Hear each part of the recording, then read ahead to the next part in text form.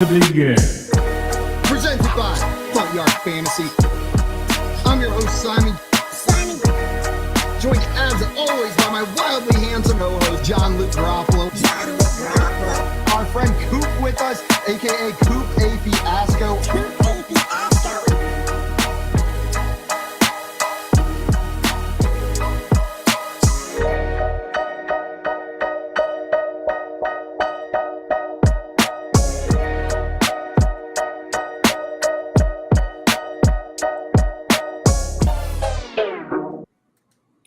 What's up, everyone? Welcome into the Front Yard Fantasy Morning Show here on Better Sports Network. I'm your host, Simon, joined as always by my incredibly smart, very handsome, and always well-rested co-host, John Luke Garofalo and Andrew Cooper. What's up, boys? There it is. There it is. JL said it all.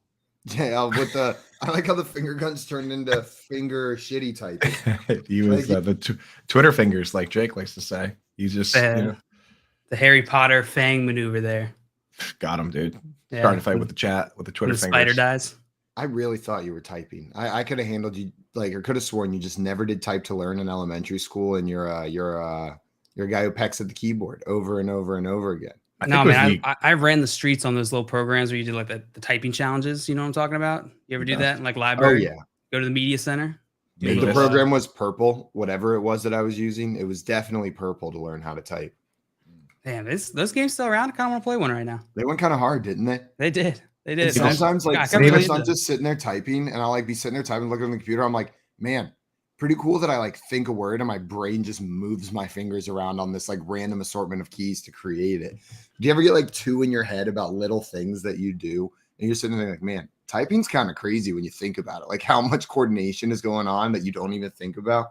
Yeah, it is insane. I think about that when I maneuver the Xbox controller around, and then I give it to my wife, and she's just like holding the joystick with one finger. And I'm like, that's not how you do it. She's like, looks at the screen, then looks down at to find the A button. And I'm like, that's dude, this whole topic is a big thing I studied in school. It is super fascinating, just how people use controls and stuff like that. It's the whole psychology behind it. Yeah. I recently switched my controller grip because I saw it online and I was like, no, that's dumb. That's dumb. And then I was playing, and I was like, that might actually be helpful. And it's called the claw, at least on the retro commercials. So now I move that top finger down instead of on the trigger, and I push the buttons from the top with this finger so I can maneuver both joysticks and have access to the buttons and the triggers all at the same time. It's been a game changer, man. My buddy who was nasty at N64 used to do that back then, dude. Back then, man, 007, he was clawing it up, and I'm like, dude, what are you, an idiot? And they would just murder us with odd job. Genius. And he'd be like, "Can't play this odd job." That's it looks so stupid. It looks so stupid when you're playing. You just got this finger dangling over, but man, it works. We got Tommy in the chat with the oi, oi, oi. It's time for the boys. Hey, oh, Tommy. It's time for the boys. Tyler Egby. Pretty good. And Tommy in here with the good segue. We had some pretty crazy stuff go down since yesterday going into today. Yeah, see you later, he says. Christian McCaffrey traded to the 49ers, bro. And honestly, when I was thinking about landing spots, the 49ers didn't really jump out, but what an amazing spot. Trent Williams is back, and Trent Williams might be the best football player in the entire league. You know what I mean? Obviously quarterback's important, but Trent Williams last year did about as good of a job as you can do at your job. He was unbelievable, and he is unbelievable, and he's back. That team is the perfect spot for this player. Sorry, Elijah Mitchell. Sorry, Jeff Wilson. It's dude vanished. That Elijah Mitchell value just vanished, so quick. That's why I always tell people same goes for guys like Dameon Pierce. Dameon Pierce is awesome on this ghost chip team where he's the only guy. But look what happened to Michael Carter. Michael Carter was a 4th-round pick. Trey Sermon was a 4th-round pick. That it can happen like that with some of these superstars. If Breece Hall is there, you grab, who cares about Michael Carter? So with Dameon Pierce, you got to keep it in the back of your mind. If there's an amazing player there and Rex Burkhead's gone and they want a pass catching back, it can happen just like that, So I don't know. It comes at you fast. I don't know why. But like I was aware of this news. I was sitting there thinking about it, about the impact like for Christian McCaffrey, for the 49ers on a large scale. I didn't even consider what this meant for all of my Elijah Mitchell shares. They're dead. They're gone. I drafted so much Elijah Mitchell. I was so in on Elijah Mitchell, and I was so excited to get him back. And I'm just now realizing they're nothing. Poof, gone. What up are in the the? air. I know we're talking like extremes here, but like, what is there even a shot that Elijah Mitchell could have fantasy value this year? Still, Christian McCaffrey with gets Christian injured. McCaffrey there, He gets hurt. Imagine, barring injury, because that doesn't help anybody. I mean, he just beats everybody out. Elijah Mitchell, like he just can't be beaten. Like he just beat Trey Sermon out. I guess he didn't really beat Raheem Mostert out. Raheem Mostert got hurt. But there's times he looked good. This time he looked he explosive looks in this gr- he offense. I looks could great, see yeah. Shanahan working him in. He's talented enough that he could turn that into something. I just don't know how much Imagine he's going to work him in. Imagine Kyle Shanahan just does what Kyle Shanahan does, and like he just uses Elijah Mitchell for an entire game, and he's like, "Hey, sorry, he had the hot hand." Like I'm not changing the way I roll. I'm not changing the way I roll because we traded away an entire draft's worth of picks.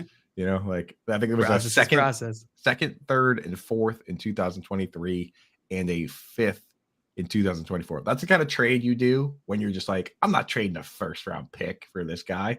Here, have every other pick. Like Every other pick. What they traded is I don't know. Would you rather have one first round pick, or would you rather have a second, third, fourth, and fifth?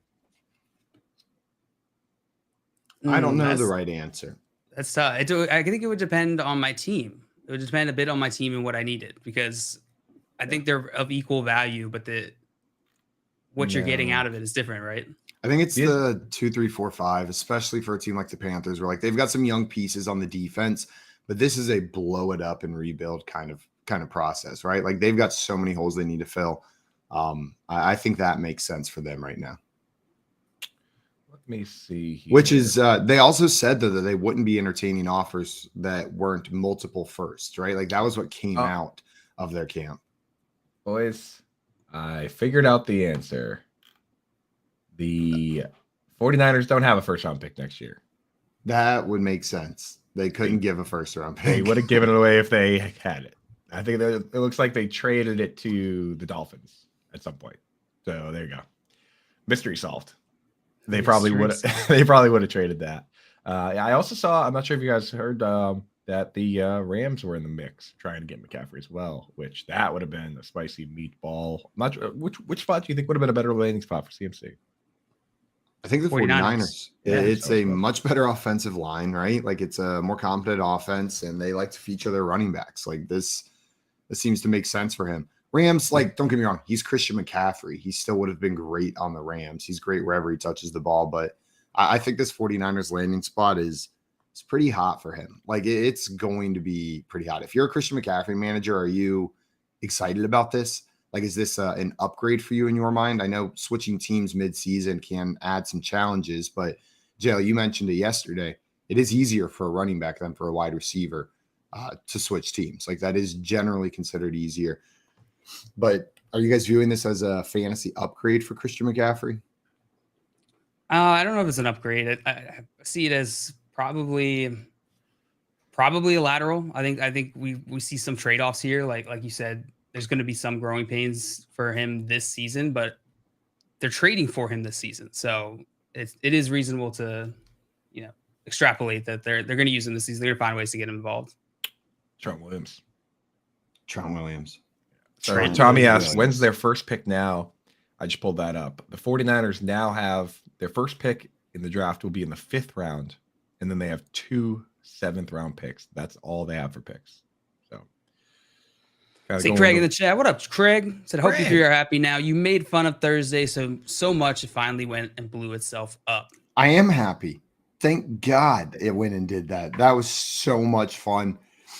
I could have used the snoozer yesterday though, so that it wasn't up so late. But it's all right. It shows this week. That's fine.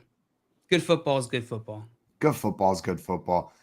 Guys, we saw Christian McCaffrey traded. We've seen Robbie Anderson traded, and there's another player, one that has disappeared a little bit recently, that's requesting a trade as well. Jets wide receiver Elijah Moore has requested a trade, and there was kind of like the writing on the wall. Maybe we should have seen this coming. He was dismissed from practice or given the day off from practice for what was being called a personal day.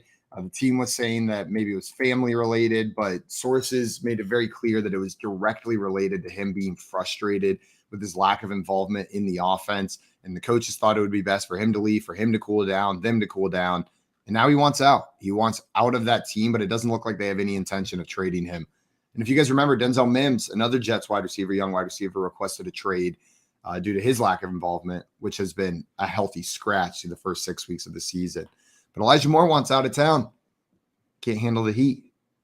Yeah, it seems a bit premature. I understand his perspective and wanting to get involved in this offense more. Obviously we don't know all the underlying dynamics and politics going on, so we're working from a limited position of information here. But it is interesting. You know, he's a young player, so it is surprising. I feel like you don't see that sort of impatience as early in most players. It's pretty interesting. Yeah, like the Denzel Mims one made a lot of sense because like he kind of looked good in preseason, and then they told him like, look, like it's Corey Davis, it's Elijah Moore, it's Garrett Wilson, it's Braxton Berrios, so you're not even going to be playing in these games. So that makes sense. Going into last week, Elijah Moore was like top 5 in the league in routes run. Like they were getting him out there. He was running around, kind of an all exercise team player. But so this sounds like more of a Keyshawn Johnson throw me the damn ball situation. I think this week we're going to see one of two things. We're going to see classic Scott Fish. Was it Squeaky Mouse gets the cheese game? Gets the cheese. Or maybe they'll have to move him if he's that upset. It would be a shame because seems like a really good player, but I don't know. Craig asking, what landing spot do you like for Moore? What landing spot do you like more for Elijah? Sorry, Craig, I ruined your delivery there. Too early, Craig. If you waited another early 3 minutes till quarter after, we probably would have got that one. 3 hours, then we would have picked that one up. Hours. If you wait another, if you wait another 8 hours, drop that joke on Nando DeFino and Corey Parson at 3 o'clock. They probably would have got that one. Man, that is funny thinking about what would be a good spot for him. Yeah, I'm sitting here running through teams in my head thinking like what would be a good landing spot for him. The list of teams that would be better with Elijah Moore on it would be all of them. Yeah. So, yeah, 100%. He's a great wide receiver. Yeah, the Bears would probably be nice to add Elijah Moore, but I don't know if for fantasy that's exciting for Elijah Moore. But or for from Elijah a football Moore, perspective, Elijah Moore. That would be nice. The Falcons, do you think he could be a second receiver there with the Falcons for Marcus Mariota? Falcons are throwing just as little as the Bears, though. Like the Bears are at 19 attempts per game, which is dead last, and the Falcons are at 22. So here are the top teams. Let's roll through actually, there's an answer right there. Indianapolis Colts are second in the league in pass attempts per game, and they really don't have a clear de facto number 2 wide receiver. It would bring great pain on the Alec Pierce hype and the remaining Paris Campbell hype, but I mean, he would probably be the second pass catcher on that team immediately. Yeah, I would imagine so. I don't know that any move helps Elijah Moore's fantasy value this year. So like redraft formats, anything like that, I can't see it being a positive for him. Long term, I feel like that becomes an interesting question. Because then it's like, okay, what offense do we want to see him in season after season? But this season, I can't imagine him going anywhere that's going to be better than the Jets, and he's going to get worked in that quickly. Keith's bringing up a good point, saying they're not trading him, and that's what the Jets have said. Like, I know he wants to trade, but we're not trading him. So it seems like the most likely outcome is we just have a disgruntled Elijah Moore that either does or doesn't resolve this with his team. Like either he resolves it and we get a squeaky mouse gets the cheese game. They're going to feature him in that offense, or he's going to be disgruntled and it'll be more of this for the rest of the season. Speaking of disgruntled, look at Sassy Keith in the chat says, how about you get open? Dang, dude. Shots fired at Elijah. How confident are you that it's a Elijah Moore not getting open situation, Keith? Oh, dude. It's Elijah Moore's fault? When LaFleur was asked about if Elijah Moore was getting open, he did say a lot of factors go into that, citing competitive reasons that he didn't want to provide details. Total hedge, total non-answer, which is a total answer, isn't it? Like if he's not saying, yeah, dude's getting open, then either he's like admitting Elijah Moore's not getting open, or I don't know. Coaches are weird. I don't know LaFleur's tendencies enough behind the mic to read into it. If it was Belichick, then and you would know Elijah Moore was in trouble. Belichick wouldn't even answer. He would just stare at you until you melted into a puddle. He'd be like, start reciting Cloud Atlas. All right. I just love Keith in the chat. Keith's on one right now. He goes, Garrett Wilson gets open. Corey Davis gets open. Why can't Elijah Moore get open? Oh. You should go tell him how to get open, Keith. Yeah, Keith. Why don't you run around and show us how he gets open? Show him how it's done. We got video of Keith running routes, actually. So I say that. I've seen Keith get open. He can do it. Keith gets open. How come you can't? Zero coverage. Yeah, Keith gets open for sure. He absolutely. Jets catch rates versus man-to-man coverage this year. 2 targets for Braxton Berrios. Caught all 2. 100% for Braxton Berrios. Doesn't miss. Garrett Wilson, 57.9%. Jeff Smith, 50%. Corey Davis, 40%. Pretty bad, but not as bad as Elijah Moore. Only 2 catches on 7 targets versus man-to-man. That's 28.6%. If I had to rank that among wide receivers, I would need to go to the 3rd tab and sort by top 200 wide receivers to find the guy who is 28.6%, ranked 128th in the league. Keith was correct on that. Impressive, Keith. Impressive. Wow. Nice job. Genius. I see Tommy with the question saying, is the fire sale over in Carolina, or does Simon need to get a new DJ Moore jersey? I saw him down there saying Elijah and DJ hoping for a reunion, or not reunion, but that they get together, that Elijah Moore gets traded to the Panthers. That'd be ugly. Of the players that actually even have 1 catch versus man-to-man, there's a bunch that have none. But of the players that have 1 catch versus man-to-man, he is the 4th worst catch rate. The other ones are Michael Gallup, who just came back, Marvin Jones Jr., who just came back. So those guys, or who got hurt. So those guys have 1 catch on 4 targets. Pretty reasonable. And then after that, it's Scotty Miller and AJ Green. So it's a great list. Great list to be a part of for Elijah Moore.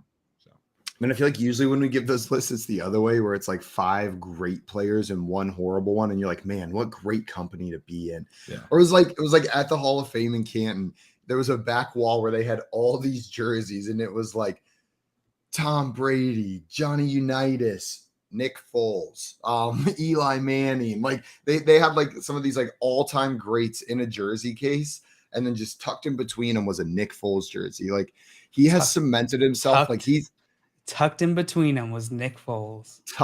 Nick Foles tucked in between. Yeah. It's a big tuck. It's for a Mr. big Nick tuck. over there. It's a big tuck. Big tuck.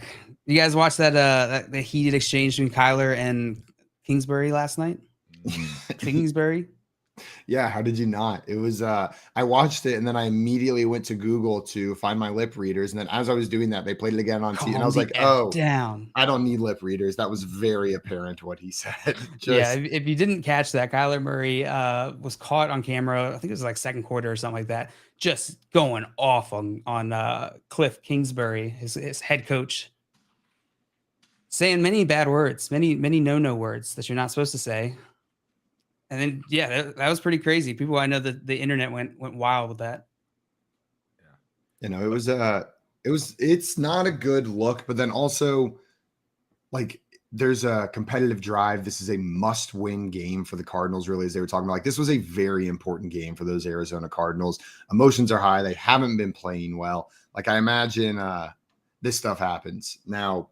Like, not that heated and not that publicly. We don't see very often between a quarterback and his coach, but they got it back together, right? Like they still put together a nice game. So I'm not reading too much into it. I think that solves most problems. Like between a coach and a quarterback, winning games solves a lot of these problems. They start winning, man, all of a sudden Cliff and Kyler, they're going to get along a lot better than you've seen the last couple of weeks. Yeah, they downplayed it after the game. Josh Weinfuss from ESPN was saying, we're reporting that Murray said the clock was running down and we couldn't have got off the play that we were trying to run. He's like, so it was, I guess, my fault, but I'll take it. So it seems like probably part of the heat of the game. You know, these are competitors. They want to win. It's the same way that we scream at Keith. Yeah, absolutely. Yeah, I will say that I love when this does happen because it's just more ammo for that guy that does like the bad lip reading where he just like I don't know love if you've ever this. seen those. Yeah. So I think that one's going to fit in there nicely with for that guy's montage.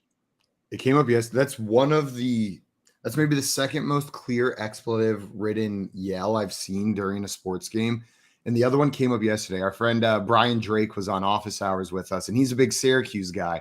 Clemson plays Syracuse this weekend, and it brought back up one of my favorite sports memories ever. Clemson was playing Syracuse up in the Carrier Dome, and Clemson was up big going into halftime, right? But it wasn't quite half yet. There's like 5 seconds left. Clemson's on like the 3-yard line. And instead of just like going into halftime up 40, like they were up like very big, Dabo decides to go for it on 4th down, and Syracuse comes up with the stop on the goal line. It's halftime, and then they pan to Scott Schaefer, coach of the Syracuse team, and he runs out onto the field, and you can just see him like there's no doubt in your mind the words he says are "F you, Dabo, you mother effer," and just lets it rip on national television, and they cut away from it so fast. But like, I'm a Clemson fan, but man, Dabo deserved that. Like going for it on 4th and 3 on the goal line, up 40 on the road, like disrespectful. And that was awesome that Scott Schaefer ran out there with that. It's college football though, man. Like, you know, if you can go up 40 in a game, you can give that 40 back. That's the way I look at it. And that's the way Belichick's been doing that for a long time, because, you know, we saw them come back 28-3. And before that, we've seen them come, like, he piles it on. And he said that when Tennessee got upset one year, they beat them like 56-7. He's like, I've been in this league too long just to let teams back into games, you know? And it like, I'm sorry, go ahead. Well, I was going to say, while I was going to move on to another guy yelling at his team, but if you had more to add on Dabo there. Oh, no, I was just going to say, like, in that talk with Brian Drake yesterday, he said, I remember that game because I saw the line open, Clemson favored by 20. And I thought, what the hell? Clemson's only favored by 20. And it reminded me just how different the college betting game is. Like he saw a team favored by 20 and thought, oh, easy cover. Know what I mean? Like that's nuts. That's so crazy. That's how college goes, man. No, but so I was going to bring up, did you guys see Travis and Jason Kelsey talking about Tom Brady yelling at his line? They have their No, I did not see. I didn't see them talking about it. They have their own podcast, and like, you know, Jason Kelsey's so funny, dude. He's like, you know, I saw Tom Brady yelling at the line. He's like, any other quarterback. He's like, Tom Brady, he's a legend. Like, he's got all those rings. I'm not going to say anything to him. He's like, if Tom Brady yelled at me, I'd stand there and take it. He goes, any other quarterback comes to me and yells at me about how, you know, you're not even allowed to hit this guy, and he's going to come to me and tell me how to wrestle a dude every single play, I'm picking that dude up and putting him in a trash can. Right. So Travis Kelce, if you haven't seen it, you got to watch it because it's even funnier when he says it. But, you know, it brings me to, you know, what Tom Brady recently said, which is they asked him, they were like, you know, people kind of hinted, you know, that he might be giving up on the team or he might be willing to retire. And he went as far as to say that he doesn't even see retirement in the future. So with this quote, like, do you guys think he's talking about like not retiring during the season this year, or that he might not be retiring from football at all now that, you know, things are kind of on the rocks?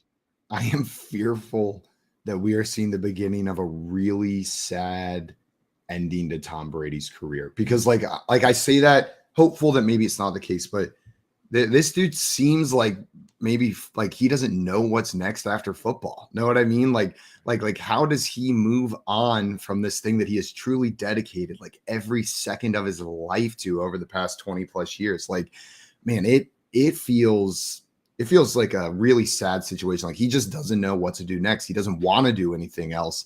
Hopefully when the writing's on the wall, he doesn't stick around too much longer, like once he starts declining, but he might just stick around and keep trying to play, because I don't know, is 50% Tom Brady still a starting quarterback in the NFL? You know what I mean? Like they talk about that with LeBron. Like LeBron at 50% is still a great player in the NBA, right? Like if he wants to keep playing for another 5-6 years, he probably can, even if he's declining. Does the same apply to Tom Brady? Like, do we see him play as an average quarterback when he starts declining? I feel like basketball is a little different because certain players could kind of play forever in the NBA. Like Ray Allen could have stood in the corner and knocked down threes at 50% for however long he felt like it, right? But in the NFL, I guess you could do that as like a punter we've seen kickers, Morton Anderson and Gary Anderson, who we've mentioned on the show, played until their 40s and just kept, extending that record. But Brady, the thing with Brady is that he could really, if he really truly wanted to, he could break the whole system and upset a lot of players and especially the NFLPA. Like there's the veteran minimum, it stops at like 10 plus years where the number keeps increasing. So he could legitimately, if he felt like it, play football for $1.5 million and free up whatever team he's on's salary cap to do whatever they want. Like, this guy is crazy rich, like out of control rich. It doesn't matter to him at this point. So if he wants to play forever, he absolutely can, because you know what I mean? Like, absurd. People would be so mad if Tom Brady would lose their mind. But Craig, he could do Craig it. said Tom Brady will never retire. He's eternal. Yeah. Tommy said multi-billion-dollar broadcast contract. Yeah, it's a great point. That might make it a little bit easier to move on from football, Tommy. You're right. It might be a little bit easier to step away from the game when you got that. But to Coop's point, what does money even mean to him? Know what I mean? Like how much does more money really change his quality of life? Yeah. So Craig, I saw Craig in the chat. He goes, okay, serious question. What sites do you guys prefer for stats like the ones Coop is going over? And the answer to that is all of them. So There's so many. Yeah. So I'll use, for instance, those stats I just pulled up. That's from Pro Football Focus, because I know that they have that particular stat there. I use Pro Football Focus for certain stat. Like, I trust their stats on drops, on attempts, because they don't include like obvious throwaways. But like for historical stats, I use Pro Football References StatHead. For stats against certain defensive types, I use 33rd Teams The Edge. For metrics, combine metrics, things like that, I use Player Profiler. Like, the more you do this, you're going to find different sites that you like different things for. For all the matchup stats, I use Fantasy Alarm. Like, across the board for DFS, for who's the best defense versus tight end versus running back versus everything, we have all that in our databases. Like, there's a million different sites, and you just got to find which ones you like best for different things. And I'm sure, like, if JL and Simon could name another 10 sites they use, I know JL's got a bunch of good ones. So that's great. I love what you said. Like, I use them differently in different contexts, right? It depends on, and like you said, what are you looking at. Player Profiler is fantastic if you want to look at like a single player's like situation. You want like a snapshot of like, okay, what's happening for this player. PFF is really great at looking at like overall team stats, in my opinion, like team context. One underrated one I'll throw out that I use a lot that I think most people don't think of as a research site is the Fantasy Footballers website. They have a research website product that is available to their members, their audience, and they've been building out like quietly over the last couple of years, really, really impressive research tools, really impressive profile pages for players and teams that organizes info really well, and like strength of defense, matchup type stuff like that just visualize it well, same as the other sites I have, but highly recommend that one. I don't think many people, mention that one enough.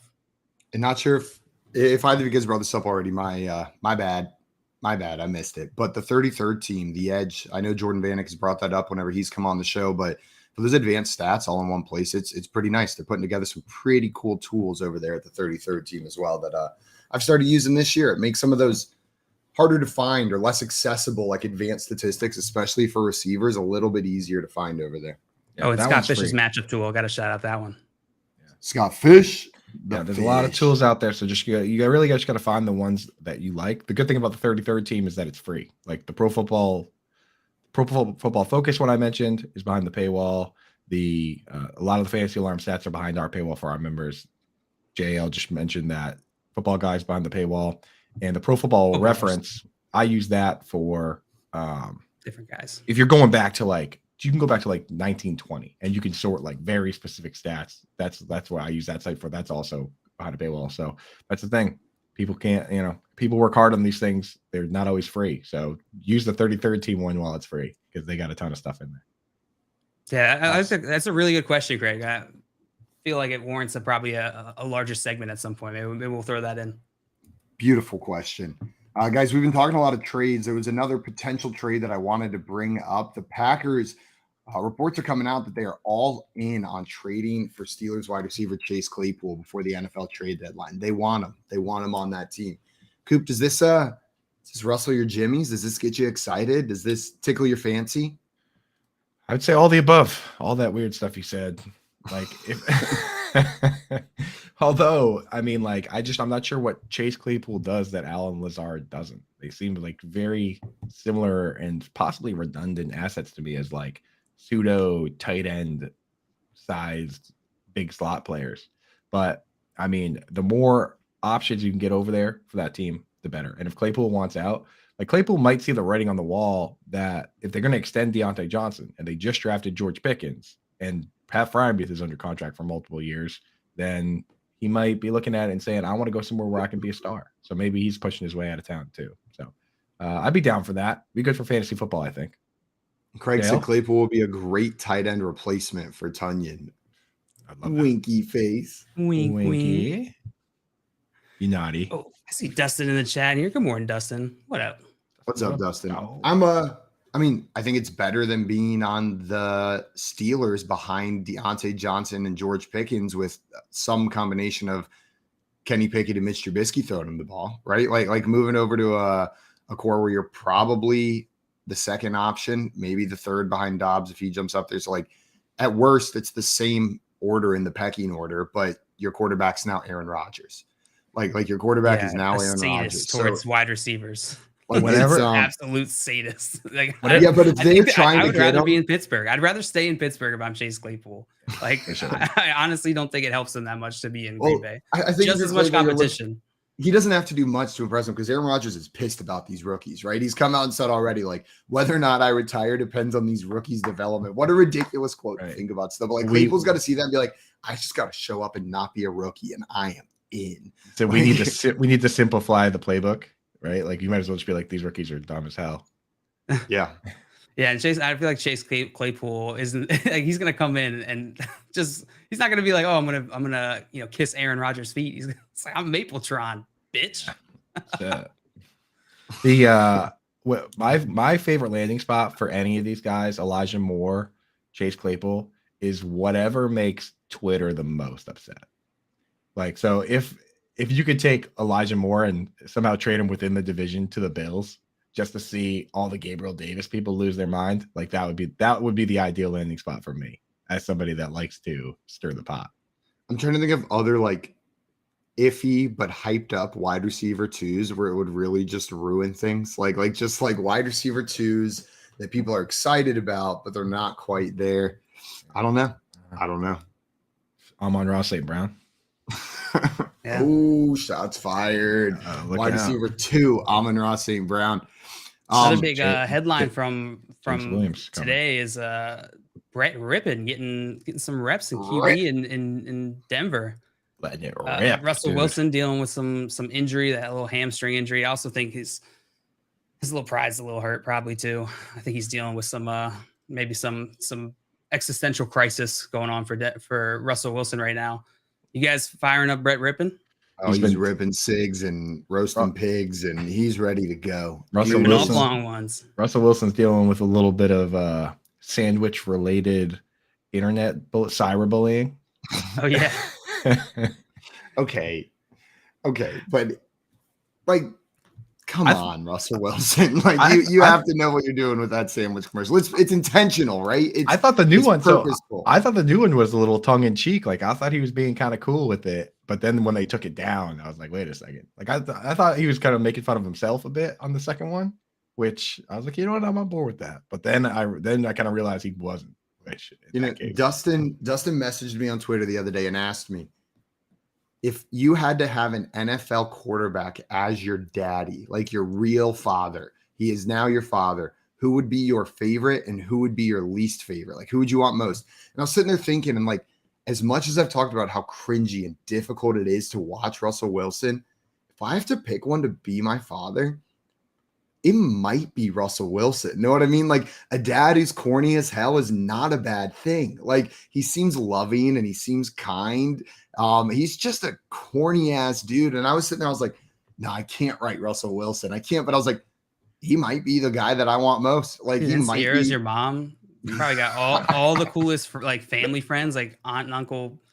The answer to both questions. Beyonce. The answer to both questions is Gardner Minshew.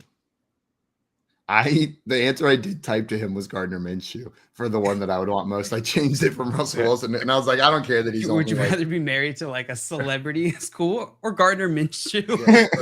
Jake Just think Cutler. about your quality of life in those two situations. Either one is your dad. Blake Bortles. Like it's just like that's the answer of like who I'd want and who would also be the worst. Like Jay Cutler. Jay Cutler. It's a great. How do we both go to Jay Cutler? I think we because said, the category of quarterback we've gone into now is the guys who rip cigs outside of Denny's. Like that Which is the Jay category. Cutler invented that category. Jay Cutler, Gardner Minshew, Blake Bortles, like these are the guys. They're out there in the Denny's parking lot just chain smoking cigs for Ryan an hour. Fitzpatrick. Jay Cutler also does like he's got some badass dad stuff on his resume too. Like he went to the combine and quarterbacks don't do the bench press at the combine, but Jay Cutler was like, I'm doing it anyway. And he repped out like 32 reps. And like literally he would have been like the number one tight end in bench press that year. He was just like, I'm doing it anyway. And then he showed up in Denver and he was like, yeah, I got a stronger arm than John Elway. And everyone was like, how dare you? And he was just like, well, I can throw it farther. That's just like, that's the kind of dad stuff I do kind of want on my side, you know? Tommy with the worst guess of all time said Kirk Cousins, Mr. Greek yogurt. You'd be baby Greek yogurt. He'd put some Greek yogurt in front of you for dinner and be like, you like that? You like that? Eat it all. Just imagine the first time you go to a restaurant and have a steak that wasn't cooked in tinfoil. And you're just like, oh my, what is this amazing meat candy? Like, what have I been eating this whole time? Now you're speaking my language. Craig in the chat saying, Simon, so help me if you besmirch Denny's. I never besmirched Denny's. Having Jay Cutler, Blake Bortles, and Gardner Minshew in the parking lot ripping cigs is an endorsement, if anything. Denny's is what it is, and it's fantastic. It's a beautiful diner breakfast place. Swansea Sea Snakes had a dope choice here. Flacco as dad. That's the most elite dad that you could have. Only in the playoffs. I wouldn't mind. Joey said my NFL daddy would be Carson Wentz because just like my real daddy, he never shows up. You know what? More than saying, that one's sad. Wherever your comfort is, Joey. Wherever your comfort is. Option was Zach Wilson. I like how half these options are like younger than me. Like Kyler Murray would be my dad, and we'd play Call of Duty. Zach Wilson's such a good pick. Well, that's what I was running through the list of starting quarterbacks, and I was like, well, if I'm going with someone older than me, my options are fairly limited. Like, I'm not picking Tom Brady. Like that's just not happening. I'm not sure I want Matt Ryan as my dad. Matt Ryan was close though. Like if I have to pick one of these like older aging quarterbacks, Matty Ice would be the guy, right? I would have gone to BC, bro. Right? Legacy. Dude, Zach Wilson's not like the dad, but he's like the dude that swoops in and dates your mom, and you're like, I'm not calling him dad. Yeah, stepdad. He's like, you can call me dad if you want. Just so you know, I'm not. You're both 25.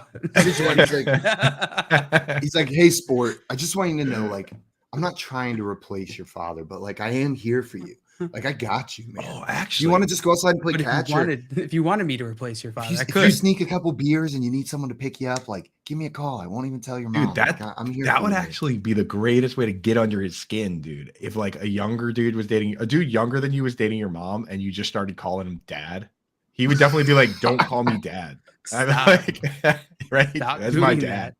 But it'd be super funny. He would definitely be like, "Don't call me dad." Like, Tommy and he's all right saying, I watch college ball and think these guys are older. Always a kid when watching ball. And I have a weird moment sometimes where I'll be watching college and they'll like flash to the quarterback, and it's very clear that he has never grown a facial hair in his life. Like not a single one. Like he's at that point, and I'm like, man, they're like actual children out here. And it's kind of crazy how much attention gets put onto these kids. Like when there's like a true freshman starting quarterback with all the hype, like, you know, some of these kids like just got armpit hair 6 months ago, and now they've got millions of people like with all this pressure on them.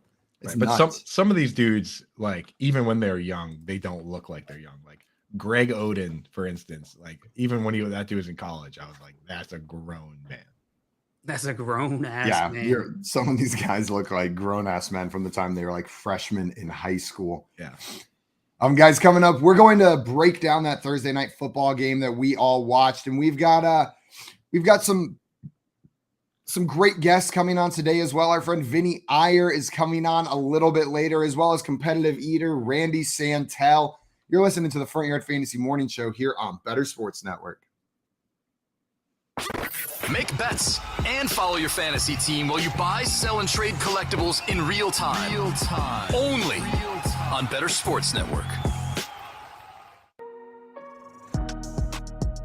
Surely, kickers never retire, I think. They just continue playing for all eternity. Like, there's only ever been 30 NFL kickers.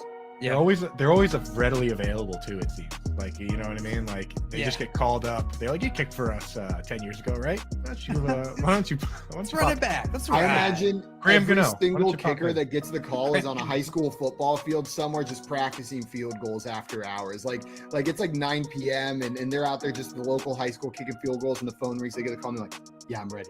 I've been practicing for this." I have an amazing kicker story. If you guys have a second. I got a couple. The number one all-time field goal kicker is Adam Vinatieri. The next two guys are Morton and Gary Anderson, right? Gary Anderson was a dude from like South Africa that just played rugby and soccer. He just could absolutely boot the ball, right? They bring him over and he does like a tryout and he's just absolutely crushing the ball. And all these colleges are like, dude, we want you to come kick field goals for us. And he goes, I don't even want to play football. He goes, I want to play soccer. He goes, I want to play soccer. He goes, so if I can come to your school and play soccer, I'll also, in the fall, I'll kick for the football team. And Syracuse was like, yeah, sure, whatever. Like, you're on the soccer team. Like, come on. And he went to Syracuse to play soccer, but also kick field goals. And then he ended up being a top 3 point scorer in the NFL all the time. That's ridiculous. And his answer to recruiters was, I don't want to play football. I'll do it in my spare time. Yeah. Yeah. He's like, you got a spot for me in the soccer team. Syracuse is like, yeah, we got a spot for you. We don't even care about our soccer team. We don't even care. We totally had that spot. Right? They had to like cobble together a soccer team. This guy's the captain. Oh my God. It's like Accepted, the movie, but they just like had to throw together a whole fake soccer team. Somehow they still got Justin Long. Right, yeah. Like, Adam Sandler's the coach. And dude, imagine they win the national championship. That's a movie, dog. Yeah. Boom! Someone call up Disney. Yeah, we just wrote a movie for you, Disney. This has Disney sports movie written all over. I'm borderline crying right here just thinking about this movie right now. Dude, the story gets even crazier. Like I should have looked it up again, but like it was like a high school coach that went and found him, and then that high school coach ended up being somebody crazy famous that like coached for the Rams. Stay tuned for sports. Talk about your picks, your fantasy teams, and your sports collectibles on Better Sports Network.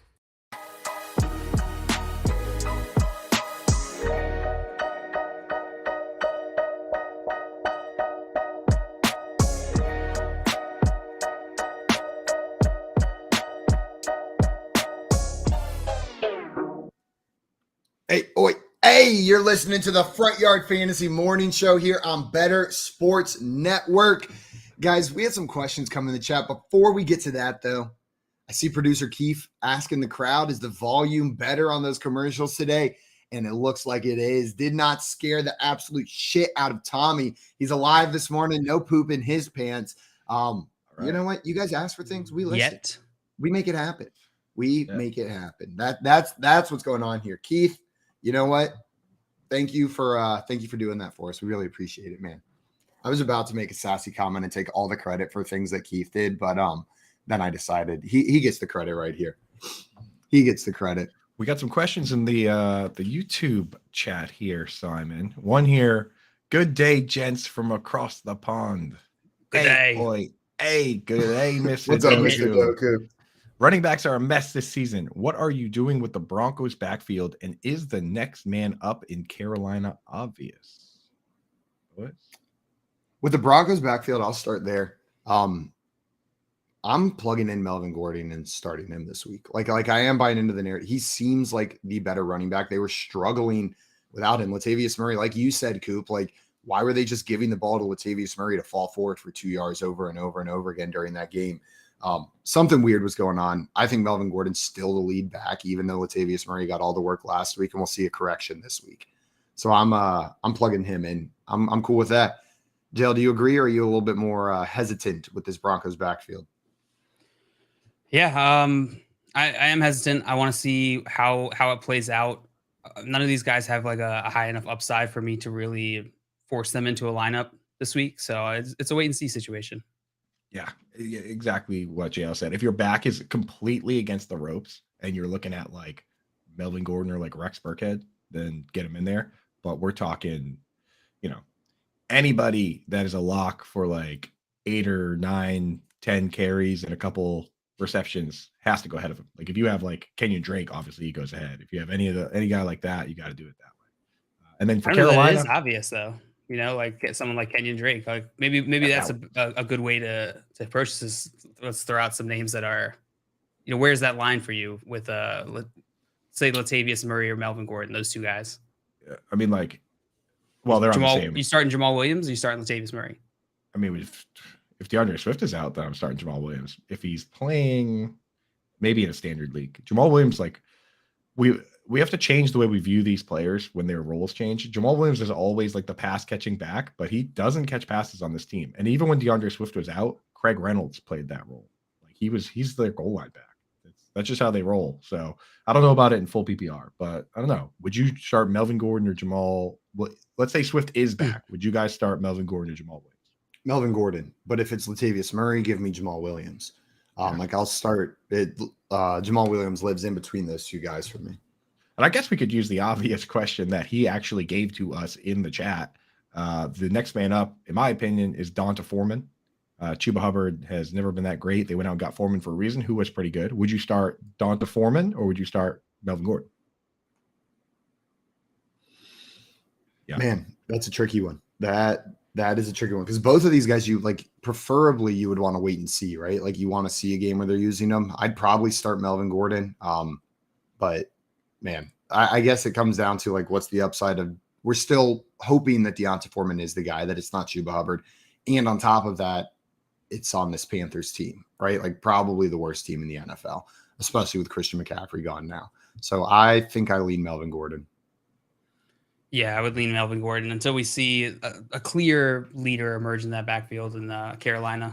But Coop, you mentioned you went CNC. scooped up Donta Foreman in a couple leagues, so you do believe that he's the next guy up. Well, yeah, like last night I was doing that, like just, as it happened, I was like, oh, I'm so sneaky, like doing this. But then I woke up this morning and it felt like I was like stealing books from the library. You know what I mean? Like, who cares? You could have had those anyway. Sometimes you do that. Sometimes it's you just called having a library card. But yeah, they were just like, you could have had that at any time. You didn't. That's basically me anytime I've ever gone to a library. It's just me stealing from the library. I saw a TikTok the other day from a library, and they were like, hey, we run a no late fees library by principle because we don't want to shame people into not bringing our books back. And I was like, that would so work because my local libraries they're screwed out of the late fees and the books because I'm embarrassed to bring back a book like 6 months later. Like I have a book that I checked out pre-pandemic and then the pandemic hit and I couldn't return it during the due date. And then the pandemic, like the things started opening back up and it had been so long, I forgot about it. Then I found it the other day and was like, hey. I wonder where I put this Rachel Ray cookbook. No, it was Barefoot Contessa Jail. I have mastered the Rachel Ray cookbook. We're moving on to some advanced techniques over there. Squirrel Bob had a question, wanted to know, what do we do with CMC this week? If he's playing, you start him. Yep. You got to start him, right? You're not benching CMC. He's CMC. Like he's CMC. You play him.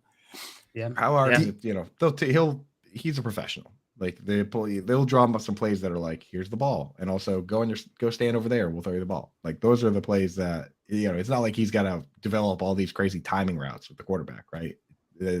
He should be fine.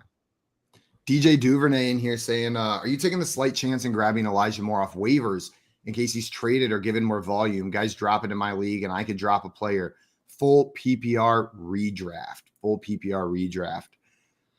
I think that's a fine strategy if you just want to see if the trade rumors are smoke or if they're real. I don't expect the trade to happen. I think it's not likely that a trade will go through in the upcoming weeks, but I'm fine making that play if that is the best move for your team, right? If there's I wouldn't go and drop somebody who's producing for Elijah Moore, but if you have a spot, then sure.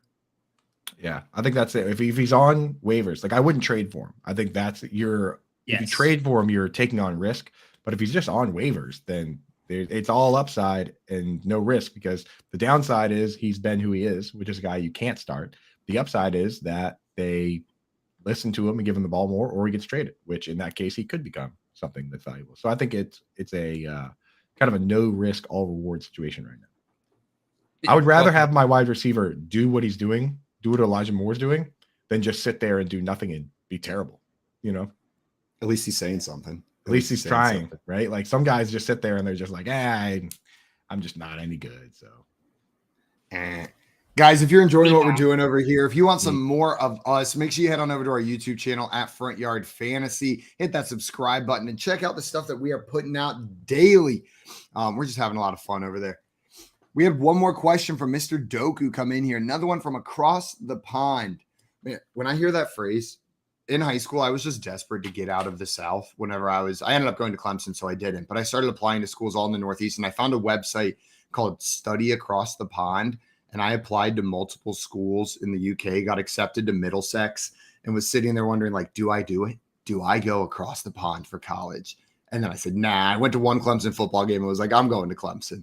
Like, I'm not turning that around. But acrossthepond.com or something like that. The next question from Mr. Doku that he had for us was, is it time to cut our losses with Michael Thomas, or do you ride him into the sunset? Jay, are you cutting your losses with Michael Thomas, or are you keeping him on your bench through this injury? I have been meaning to look into what's going on with Michael Thomas this week, and I have not gotten around to it. Do we have any other what's the latest news on him? He didn't play in yesterday's game, so that's the latest, I think, of all the things we have. We don't have much more information on this foot injury, right? It's just lingering. That's the only info they're giving us. Some rumors of a possible trade have been floating around. I don't know. Yeah, it stinks in that situation. Yeah, I mean, Michael Thomas, I would be fine cutting bait if there's a player who I think has more upside or has a chance to produce. Michael, you're in a tricky situation, right? With Michael Thomas, because he could come back and produce. He is talented, but man, lingering injuries, not the greatest situation that he's in with that team. So I don't know. Mr. Doku says, come to England, dude. We'll show you the sites. Dude, I am coming to England. Legit in like a couple weeks. So should be a DM on Twitter at Coop A Fiasco. Would love to grab a point while I'm out there. Maybe catch you a game. He's gonna kill you. He's gonna be like, never mind, you asshole. Never mind. Yeah. Is that kosher to do those? I mean, I think it's hilarious when other people do American accents. Oh my god, that's one of my favorite things in the world, because it's the best. Especially when they do the typical bro accent. Like, I feel like that's one of the like go-to American accents that people go to, and I just love it when like this dude's talking in like a proper British accent, then just whips. It makes me realize maybe like how ridiculous we sound to people who don't have this accent, like, because it's so normal to me. But then when a British dude does it, I'm like, yo, that sounds silly. That is silly. That's a silly accent. It is silly, dude. I like when they do like the John Wayne one too. Like that's always a good one. Like bad cowboy accent. That stuff cracks me up. So I encourage that, but maybe I don't know. Some places don't like that. I love it. I love it when that happens. Jordan Loop said the same thing in the chat. I like when they try to sound like a cowboy. Yeah, that is funny, dude. There was a girl who was a German foreign exchange student in some of my engineering classes in college. And I remember telling her that like my family was Dutch and everyone was Dutch. And she told me that to Germans, they always say that Dutch sounds like a drunk German trying to talk English. Like there's enough similarities from Dutch to English and to German that like people just talking in Dutch sound like drunk Germans speaking English is how that sounds. And ever since she said that, like I can't unhear that in the Dutch language. Like I'm just listening to it and I'm like, it does kind of sound a little bit like drunk English with a slight German accent on there, a little bit bouncy. Keep the ear out for that while I'm over there doing my recon. I'm going to do my best to pop in on the show and do a little Coop in Europe segment. We'll have to see what the internet's like. I already set up my phone plan for the best possible situation. So added all the countries to the list. Had an idea yesterday in the show. I was like, we should have Coop just send us like a short little video diary every day of like your time there. And then Simon and I every morning can check in with you. We can open your diary. We can open your diary every morning. We'll see just a ween shot. Yeah. Just sending you guys videos from inside Anne Frank's house. Like, yeah, you just gotta make it like you trying to like you trying to relay the information you got from a tour guide to us, This like is how really wrong. this is When I how I'm went to the- excited I am for this. I already checked it out, and you're actually not allowed, unfortunately, not allowed to take video inside of Anne Frank's house. Let's see if I can get away with it. Break the law. Be modern day Anne Frank. You know what I'm saying? I went to the What's up? Anne Frank house when I was a kid, and my dad, I remember Hogs, like you can't hogs up Anne Frank, dude. Like, Anne Frank was a badass. You absolutely can. Yes, She you was an can, yeah. absolute badass. Have you read her diary? yes. I think All it's right, all all right. nice. Hogs up for Anne Frank, dude. Smash Hogs that up fun for Anne button for Anne Frank in the chat. Let's go. Yeah. One of the But I goat remember hogs of having all extreme time. guilt leaving the Anne Frank house because like my dad, whenever we were going in, he started talking Dutch to the person behind the counter buying tickets and all this stuff, and like got a little animated. And I was like, "What's going on? What's going on?" And we get in there, and my dad tells him like, "Yeah, I just lied and said that you were 9, so that you could get in free or whatever the age was." Like I was 11 and I was short for my age, so my dad lied to get me in free. I was like, "Dad, we're at the Anne Frank house. You can't lie to get me in free. Like just pay for the ticket." But again, he's paying for it. I was a child, but I had like severe guilt as a kid about not paying for my ticket to the Anne Frank house. I'm just saying though, that's kind of an Anne Frank move. You know what I mean? You're kind of sneaking around, dude, breaking the rules. Like, yeah, you know what I'm saying? You were a little Anne Frank yourself at one point, I feel. Sick experience though. I'm excited that you're gonna get. If you go in there, it's pretty cool. Pretty cool place to go visit. Think about it. We had some more questions in the chat. DJ Duvernay said, "Are you using Evan Ingram or Hayden Hurst as a tight end rest of season, full PPR, redraft mode? I dropped one of the tight ends here for Elijah too. So you guys think that's okay? So Ingram or Hurst, Coop, and you cool dropping the other one for Elijah Moore? Yeah, for sure. Evan Ingram's who I'm going with, especially in full PPR. Hayden Hurst basically has 2 good games, and they were the 2 games where T. Higgins was banged up. The reality of this team is that, when I go through it, who do you think gets more targets the rest of the season? Let me ask you guys. Hayden Hurst or Jamar Chase? Jamar Chase. Hayden Hurst or Tyler Boyd? Wait, you didn't wait for my answer. Tyler Boyd. JL? Jamar Chase. That's such a good pick, dude. Hayden Hurst or T. Higgins? T. Higgins. All right, so now he's already 4th in that pecking order. Hayden Hurst or Joe Mixon? Keep in mind, Joe Mixon currently has more targets than Hayden Hurst. Mixon. Joe Mixon. So at best, he's 4th on that team, and we all think he's 5th in targets on that team. So either the guy in your league who has Joe Burrow has already won the league, or Hayden Hurst is probably just going to be okay, basically touchdown dependent guy. So get him out of my sight. Give me Evan Ingram. He has 16 targets in the last 2 games. Line him up, lock him down. Let's go. Hogs up. Evan Hogs Ingram. up and out. A-O-A. Hogs up and out, not just Far more That- aggressive. hogs up and out. Hogs. A. Up and at 'em, boys. Good morning. Oh, absolutely incredible. One more question from DJ Duvernay, then we'll talk some Thursday night football. So do you guys think Wan'Dale Robinson will turn up full PPR? Well, yes. Yes, I do think Wan'Dale Robinson will turn up. I loved what I saw from him in a very limited snap share when he was on the field. He was heavily targeted, and I think they were just working him back in. And this is a team completely devoid of a wide receiver 1. Someone's got to do it, or no one has to, but there's a hole. And Wan'Dale Robinson, it could be a perfectly sized Wan'Dale Robinson hole, a nice little hole for a wide receiver 1 that Wan'Dale Robinson can just slide into. Be careful with what you're saying. If you start besmirching Richie James up in here, then Better Boss is going to show up in the chat, cast a spell on you. Dude. That's his boy, dude. That's his boy. He's going to cast a spell on me. Yeah, that's I'm what Boss excited does, for dude. Wan'Dale Robinson, but he only got 4 targets last game. Here's how. So I'm Here's how the not, spell he's goes. going against Jacksonville You're fired. this week as well. So is what it is. I mean, JL, yes, he only got 4 targets, but he only played on 15 offensive snaps. He was targeted on over 30% of the routes that he did run. Like this dude was killing it whenever he was on the field. I truly think like his usage when he was on the field tells me that's how they want to use him. They just had him on limited snaps. It's not like he had limited snaps and limited usage. He had limited snaps, high usage when he was on the field. So that's where my confidence comes from. Like he was coming back from injury. It makes sense that they put him on that limited snap share. So I'm not saying necessarily like he's going to kill it right away, though I think he's a great start this week. But going forward, that was very promising, like how heavily used he was when he was on the field, even though it was a small sample size. My one concern for Wan'Dale Robinson is that he's a smaller player, and sometimes these guys struggle with blocking. And what happens when you struggle with blocking is that they use other guys like tight ends and stuff. That's what the Cardinals did with Rondale Moore. Why Rondale Moore only played a partial snap share is that these coaches, so annoying for fantasy football, they care about run blocking. And sometimes they'll use like a Tanner Hudson or Chris Myrick instead of using the smaller guys. So I don't know if he'll ever get to 100% snap share, but I'm not sure he needs to get to 100% to be fantasy relevant. But we have something to keep an eye on.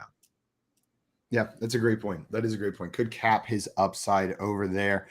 Tommy in the chat saying, did you hear Al Michaels drop the Sir Plant last night? No, but I did hear Al Michaels slander Taylor Swift fans that were not out of my teenage lane, girls. bro.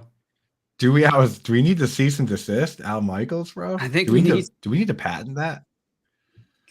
Yeah. Keith? Yeah.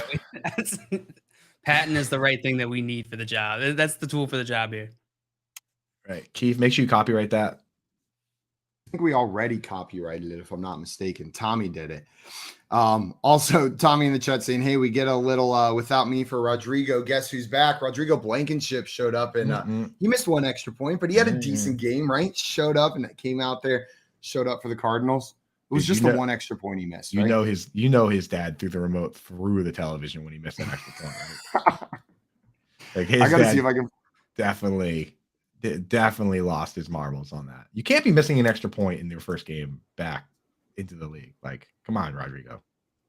Shine up those glasses, my boy. Let's see. I was trying to see if I could find the website that his dad created for him. It didn't come up in an immediate Google search. I'll have to look for that. I'll have to peek around and see if it still exists. Might have to go into like one of those like I forget what they're actually called, but like the internet time machines where you can like see pages from a different date in the past that are like no longer up there. Might have to find one of those like archived versions of this Rodrigo Blankenship story. Or Rodrigo Blankenship's dad's website right there. Did we have any other questions in the chat? I think that was it right there. Craig wants to know, do you guys have guest co-hosts lined up for when Coop is back in the motherland? We got all sorts of stuff lined up. Me and JL are going to it's hogs on the loose when Coop's gone. There's no rules when Coop's not here, right? I'm pretending like I get to play with that too. You guys keep on playing up whenever I'm gone. There's no rules. I want to play up. You were the one that follows the show sheet, dude.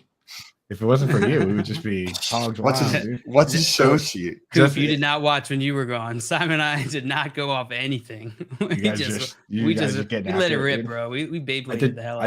I did watch a bit. The thing is, guys, it's real early where I was, and we were drinking quite a few beers, so it's kind of hard to get up in time for that show. Makes sense. Makes sense.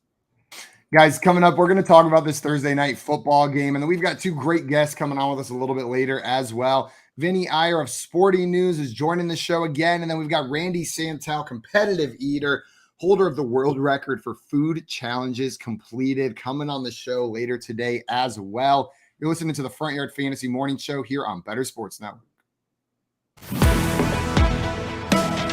Front Yard Fantasy, weekday mornings at 7 Eastern on Better Sports Network. There was a tweet about the refs that had me kind of cracking up the other day because somebody was like, we have the technology to track the ball down to a centimeter and figure out, what speed these guys are running on the field.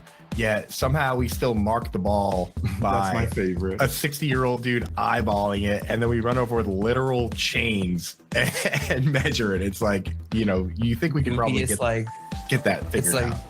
The least precise way to measure something, and then immediately following that up with a super precise way of measuring something. Yeah, it's like we have satellite. Like if you're a millimeter short of that chain that they bring out there, that they ran out it as best they could in a straight line. But if you first they just go here, and then they grab the chains and they run in the straightest line possible. But then if you are 1 millimeter short with that football, doesn't count. Sorry.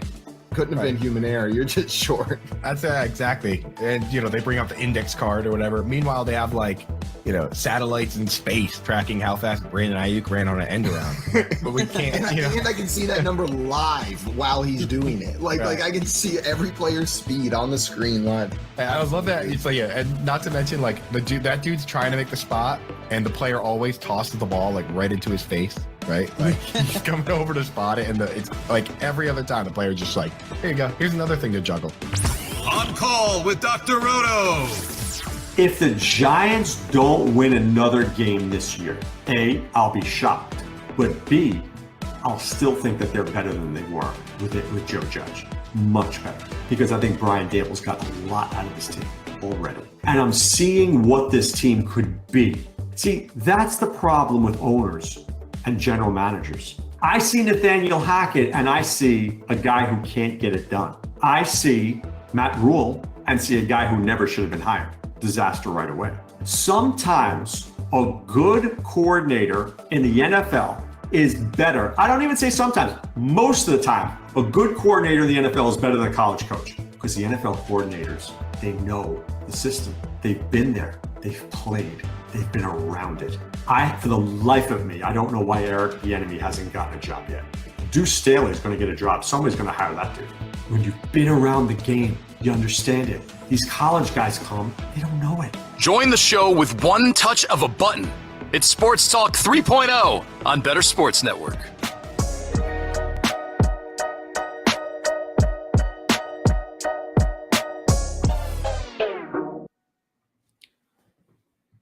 What's up, everyone? Welcome back into the Front Yard Fantasy Morning Show here on Better Sports Network. We are back on this beautiful Friday morning, and we had a football game last night. That we should probably talk about a little bit. I know we've hit on some of the points from it, but I want to make sure we're talking about everything that happened in that game last night. Man, my Arizona defense first touchdown call didn't happen, but there were a couple defensive touchdowns for those Arizona Cardinals right there at the end of the first half that made me feel a little bit vindicated in calling that out. The last 2 minutes of that first half, I'm not sure I've seen something like that. Like, it's been a long time. Like the Saints were up, and then all of a sudden, like, that was less than 2 minutes or 2.5 minutes, and the Cardinals scored 22 points at the end of that first half. Like, that was brutal. That was just, I could not believe what I was watching there on that second pick six. I was like, no way. Like, no way he just did that again.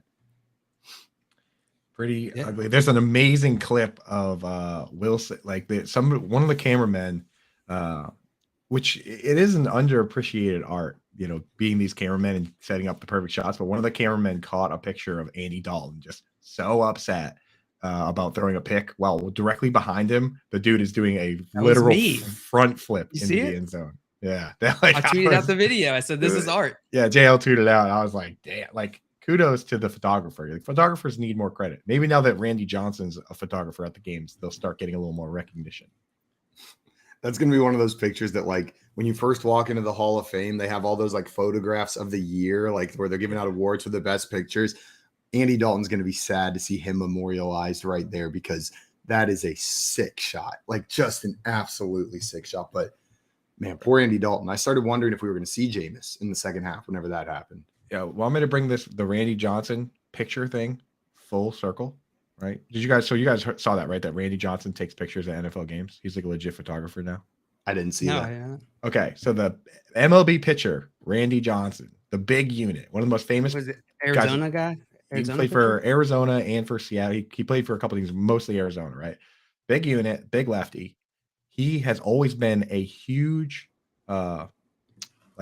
photography fan, and he actually got so good at it that he does photography for real NFL games. You see him on the sidelines in the thing with the big thing, like he's out there, right? One of the most famous things that happened with Randy Johnson was he hit a bird with a pitch and it exploded, right? You remember that, right? Yeah, I used that video in like a physics presentation in middle school. I threw it into my PowerPoint. Okay, well, the batter for that play was a guy named Calvin Murray, and his nephew is a current NFL player. Do you know who that is? Kyler Murray? Kyler Murray's uncle was the batter. Latavius Murray. God damn it, JL. You are Kyler Murray's uncle was the batter when Randy Johnson exploded that bird.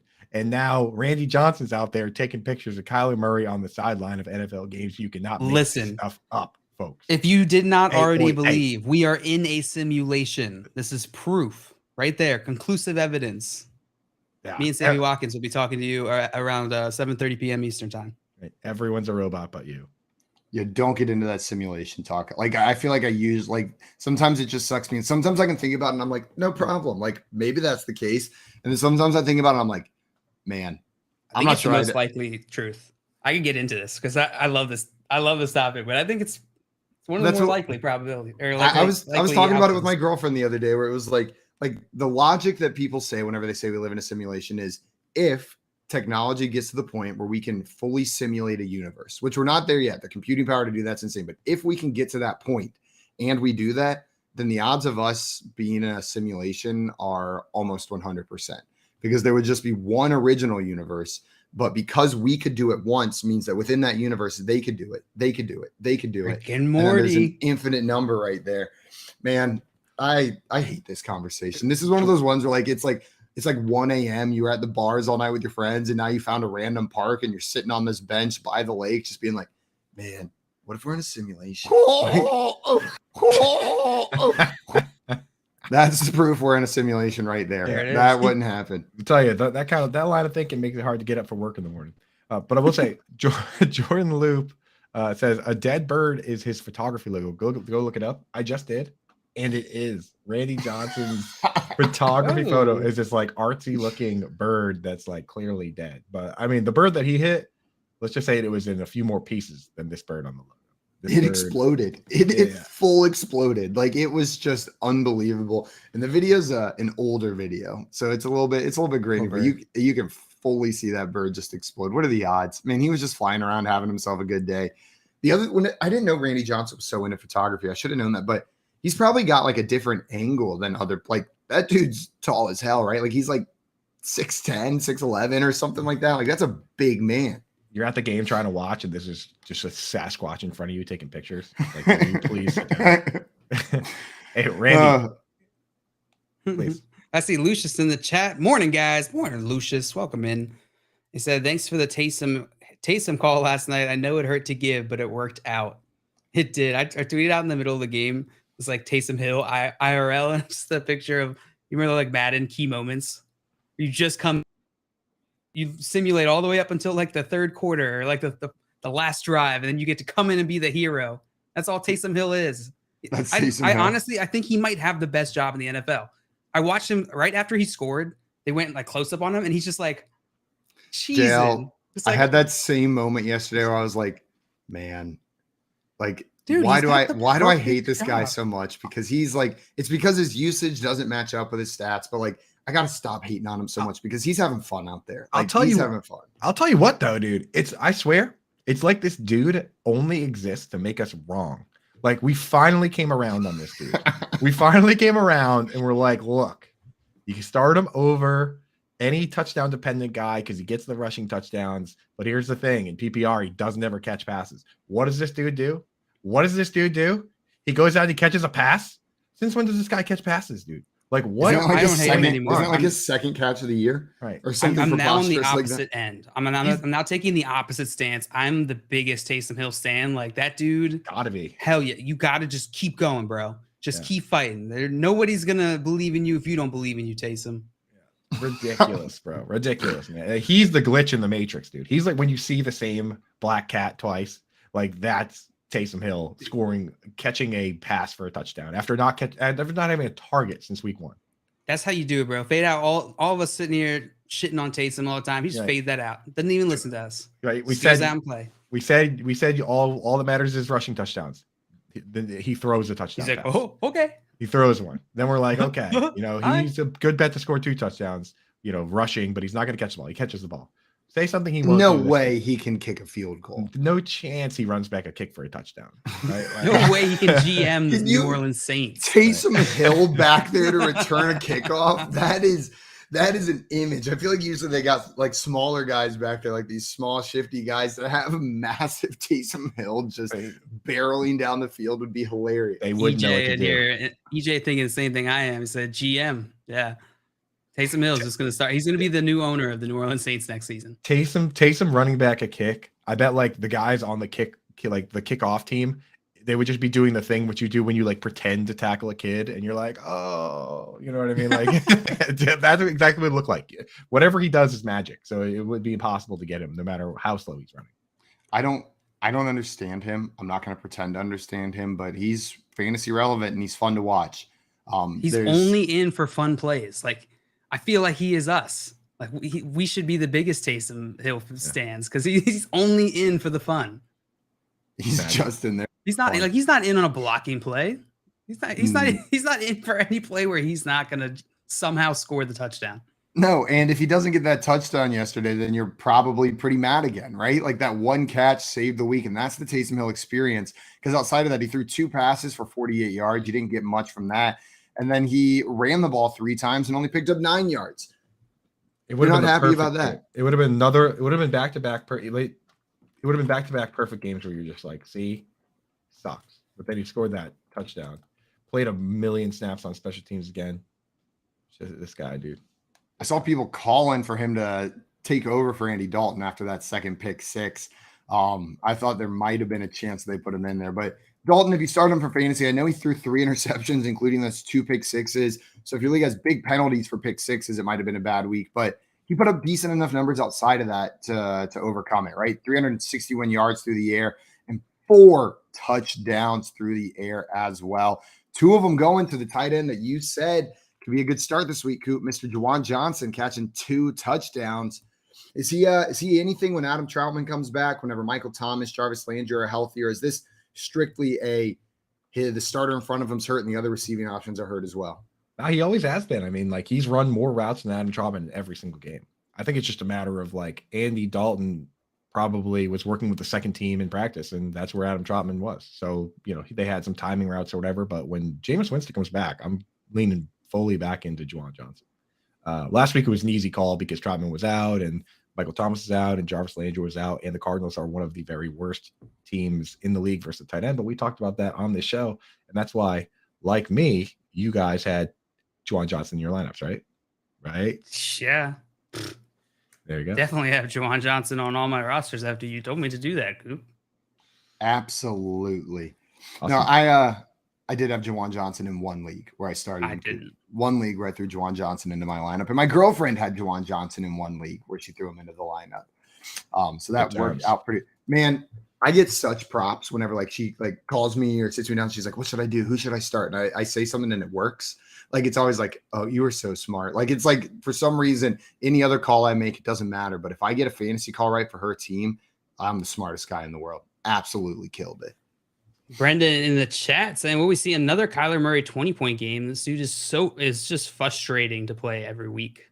You just think about Kyler Murray. Is the situation going to get any better?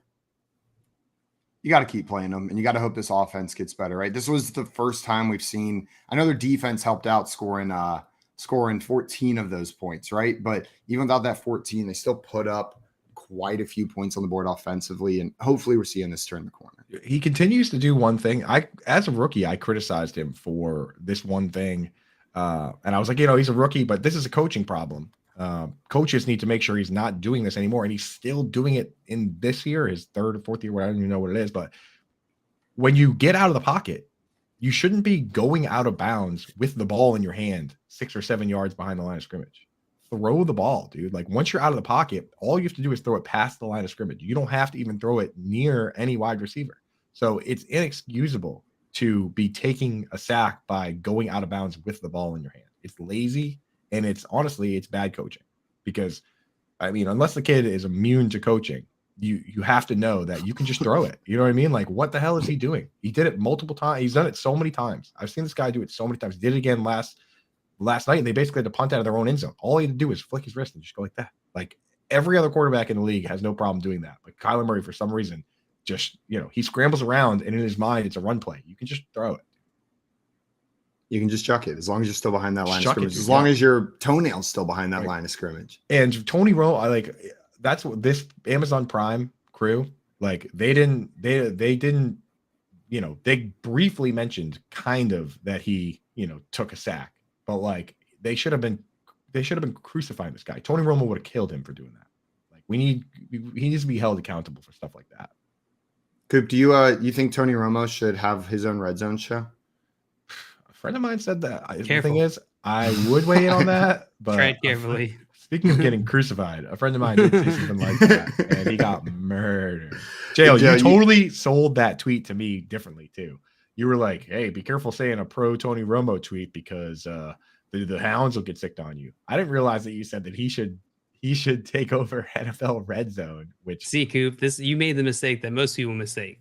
Reading comprehension. I never said replace Scott Hanson. I just said I just want concept with Tony Romo. So they do have. There are two different red zones. There is Siciliano's red zone on direct TV. I think if you said Tony Romo should replace Siciliano, people would. I didn't say. I don't. It had nothing to do with Scott Hanson. If you didn't say that Scott Hanson should lose his job and be fired and be out on the streets, if you said Siciliano instead, I think it would have been a little easier on people. I see now. So I see now the misunderstanding is that people don't know the difference between a TV channel and a human being. Right. Same thing. Scott Hanson is red zone. Yeah, I was speaking on Siciliano's wearing a Scott Hanson skin suit essentially every Sunday. I was speaking on behalf of everybody on Twitter that just jumped on you there. But yeah, I mean it's a pretty reasonable tweet. I like Tony Romo. I think he's awesome. That was pretty funny. I loved scrolling through the replies and seeing just people ripping you to shreds. No, it's my favorite thing on Twitter is like because it's just like that's what I'm going for with some of those like the King Kong shit. Like I just love getting dragged on that. It's so funny. It was pretty awesome. Benjamin was a guy that we were pretty okay with starting yesterday, and he put together a pretty good game. 12 carries, 92 yards, and a touchdown on the ground. Added 4 catches through the air, 21 yards. Benjamin looked decent, but Keontae Ingram got some work as well. He didn't look as good on the ground, averaging less than 2 yards a carry. I think it was pretty bad. 1.6 yards a carry, turned 9 carries into 14 yards, but he got the touchdown as well yesterday. What are we doing with this Arizona backfield? Is it just plug Benjamin in until James Conner's back, and then all these guys are nothing? That's about right. I think we'll have a pass down roll still, but like James Conner, they love he's got a nose for the end zone. You know what I mean? Scored 18 touchdowns or whatever it was. Sniffing it. God, that was absurd, the number of touchdowns that James Conner had last season, wasn't it? Just absolutely absurd. Greg Dortch also got himself a touchdown, and I saw I think it was Breathing Fantasy Football literally. Yeah, I was in here saying thought of you guys when Dortch got that TD last night. Everybody got some love except for Ertz and Moore. Yeah, Joe, you finally convinced me on Rondale Moore. And I still think your logic was sound. Like I'm not disparaging the call. Everything you were saying lined up, made sense. I was in. And then what happened? Like Rondale Moore was just not involved. Yeah, I think, and I agree with you, Simon. You can't look at the outcome of this and be like, not look at the process, which is the important part here. It's, Rondale Moore, seemingly a big part of this offense. I'm not going to take this one game and extrapolate that he's not going to be a big part of it. I think this is a matter of they're figuring themselves out, right? They're feeling, we're already seeing Kyler and Cliff. They're yelling at each other. There's not a full cohesion, right? They're figuring things out. You got new players coming back in the mix now that they got to figure out as well. So I think this is going to be some growing pains. It was unfortunate. I really wanted to see more Rondale Moore last night. Well, in Jail's defense, right, here's how the snap percentages shook out. DeAndre Hopkins played 92% of the snaps, which he should because he's amazing. Rondale Moore played 89%. So right there, we're talking 61 snaps for Hopkins, 59 for Moore. After that, it was Greg Dortch played 53%. So we're 89 to 53 is a big drop down. And then Robbie Anderson played 18%. The question now, assuming Hollywood's out for a long time, which he is, the question now is, as Robbie Anderson comes up, does Greg Dortch's snaps go down or does Rondale give up some of those snaps? I think Rondale Moore keeps his snaps and Greg Dortch's goes down as Robbie comes up. So if I had to bet rest of season, which of these players would score more points, it would still be Rondale Moore, the guy playing 90% of the snaps versus 50 and 20. So I think the thought process is right. That's the thing is you have to look at it and say, did I give myself the best chance to succeed? And starting Rondale Moore and having him play 90% of the snaps did give yourself the best chance to succeed. He had the second most yards on the team, right? But it just so happened that DeAndre Hopkins is DeAndre Hopkins. So that's what I was going to say is I'm not 14 targets. I'm not sure it matters here because the Cardinals are also going to do what's best for them to succeed, put themselves in the best position. And based on what I saw last night, I think that's throwing the ball to DeAndre Hopkins 15 times a game. I think that's how they put themselves in the best position to succeed. It took them a little bit to get into rhythm. Like we saw Kyler and Nuke kind of working things out in the first half. They weren't on the same page, saw some struggles, but God, did he just remind us how good of a football player he is, right? Like DeAndre Hopkins was like, remember me? Like I'm back and I'm going to be a problem. Yeah, he's such a good wide. I feel like what we're seeing here is exactly what happened with Deshaun Watson when he came in the league, when he was a rookie. Came into that Houston offense, which was awful at the time, just truly bad. And DeAndre Hopkins, I think, was his only main weapon there, if I remember correctly. And he just fed him. Like he locked on to DeAndre Hopkins, and everyone made fun of him when he was first starting out. It's like, he's just it's just basically his take locker. He's just hyper focused on his first read, doesn't ever look elsewhere. But I feel like maybe DeAndre Hopkins is that type of like they can use him to help Kyler develop, right? Because that's been a whole narrative this whole past season is that Kyler is not developing to be the NFL quarterback that he can be based off his talent. And, that's what I saw last night was, okay, they're going to use DeAndre Hopkins to help be that sort of security blanket. And the whole narrative that like, that's not a good way to play this game went out the window last year when Cooper Kupp got 191 targets and they won the Super Bowl, right? Like you can just throw it to one guy. Apparently it's not that big a deal. So if you have that guy that's locked in, the Rams kind of just proved that you can get away with it. 191 targets and they won the Super Bowl, Cooper Kupp. And that's just during the regular season, 191 targets. During the playoffs, I'm sure later I can actually pull it up because we have the technology. During the playoffs, he had another million targets. Actually,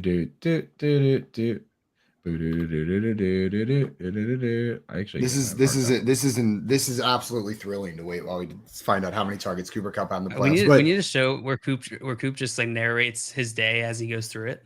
Loading up. It would just be Coop. It would just be Coop singing little jingles all day. Walking to the bathroom. Feed my dog. Oi, hey, oi. Why am I having a hard time pulling this up? It's all good. He had 42 targets in the playoffs. So now your point stands more. On the whole, he had 1 billion targets. If you add his regular season to that 42, 233 rounds up to 1 billion. Rounds up to 1 billion. I think it's pretty close over there. No, but DeAndre Hopkins, you're starting him every single week going forward, right? Like there's no questions. He's in your lineup on a points per game basis the rest of season. How do you view him as a wide receiver one, top 10, top 5? Like how high is DeAndre Hopkins in your rest of season rankings? I don't know. JL was telling me that he's starting Christian Kirk over him. So... Yeah. Are you starting Christian Kirk over him next week? Probably not now. No. Probably not now. But I'm also not going to lock him into like top 5. I'm not ready to do that. But yeah. Christian Kirk could come out and have a better game than that. I mean, he didn't score a touchdown, so we can't count your chickens before they hatch. Talent wise, they're totally different realms, right? DeAndre Hopkins and Christian Kirk. DeAndre Hopkins. I lost my voice right there. It just disappeared on the way out. Guys, coming up, we have our friend Vinny Iyer from Sporting News joining the show. We're going to talk to him about some of these games coming up this weekend. And then our friend Randy Santel, Competitive Eaters, joining the show a little bit later today as well. You're listening to the Front Yard Fantasy Morning Show here on Better Sports Network. Better Sports Live with Rick Kamla at 7 p.m. Eastern, 4 Pacific on Better Sports Network. Andy Reid is the best current coach in the NFL. He's better than Belichick. Belichick has lost his way. He's better than Tomlin. He's better than Harbaugh. He's better than Shanahan. He's better than McCarthy down in Dallas. He's better than all of the gangster NFL coaches right now. Sean McDermott up in Buffalo, he's better than all these guys. Andy Reid is the greatest gangster that we have at head coach in the NFL right now. And I understand that you're saying, well, Belichick is the GOAT, Cam. How can that be true? Now you're bringing up old stuff. Bill Belichick can't draft anymore, okay? Talk to me. Nick Chubb, Sony Michel. Talk to me. DK Metcalf, Debo Samuel versus N'Keal Harry. Okay, talk to me. This dude has lost his way. Remember the year when he should have bottomed out and just tanked, but he couldn't, and he went and got Cam Newton, and they were a mediocre team, right? He's lost his way. And not that he can't coach up a good defense and that kind of thing, But overall, he's lost his way. Andy Reid's an absolute badass. They draft great. He's a great coach. Makes the right decisions, when to go for it, when to kick, when to punt. The guy's the man. The Playbook with Fensty and Ronis, presented by FantasyAlarm.com. I hate the stupid unsportsmanlike conduct. As long as you're not disrespectful to the opponent, you should be allowed to celebrate. How I used to say it, and to bring up, because now basketball's starting to bring up personal. Oh, dude, it's even worse than basketball, isn't it? So Dikembe Mutombo, who used to get teed up in the 2000s, in the 90s, they didn't give a crap. 2000s, though, when they tightened up the rules, they used to tee him up more when he did the Dikembe finger wag. But they wouldn't tee him up if he did it to the crowd instead of looking at like Eton Thomas, like one time I remember, and doing it right to him, or when his back was turned, doing it right to him. If he did it to the crowd, they would never call it. And so that makes me wonder if these players, while, yeah, they want to talk a little smack, maybe they should flex towards the crowd than at the player who they're standing over. I guess. I know again, it's soft, man. It is soft. Because you know what? Like we're gonna give 15 yards for that, bro. They think that, you want to know why? They're paranoid. They think that's gonna turn into a fight. See, I disagree with that. That's not going to start a fight. I agree with you. They don't agree with us. It's one thing, okay, if you spit in someone's face or say something derogatory, like about their family or something, right, yeah, that can incite it. But if you're just like, yeah, I made that play, what? You know what I mean? Like, again, they know the rules. You got to know you're going to get flagged. You have to have discipline. But, like, I don't know. I have no problem with celebration as long as it's not disrespectful. What's disrespectful? You know, it's interpretation, and that's my problem. Watch, it's going to cost someone in a big playoff game, and that's when people are going to go crazy. There'll be a third down play. Someone makes a pass breakup, and they're in someone's face. They're going to throw a flag. It'll extend the drive. That team scores, wins the playoff game because of it. You need something drastic for it to really leave an imprint, and I hope that doesn't happen to my team. Better Sports Network is betting, fantasy, collectibles. It's sports talk done better.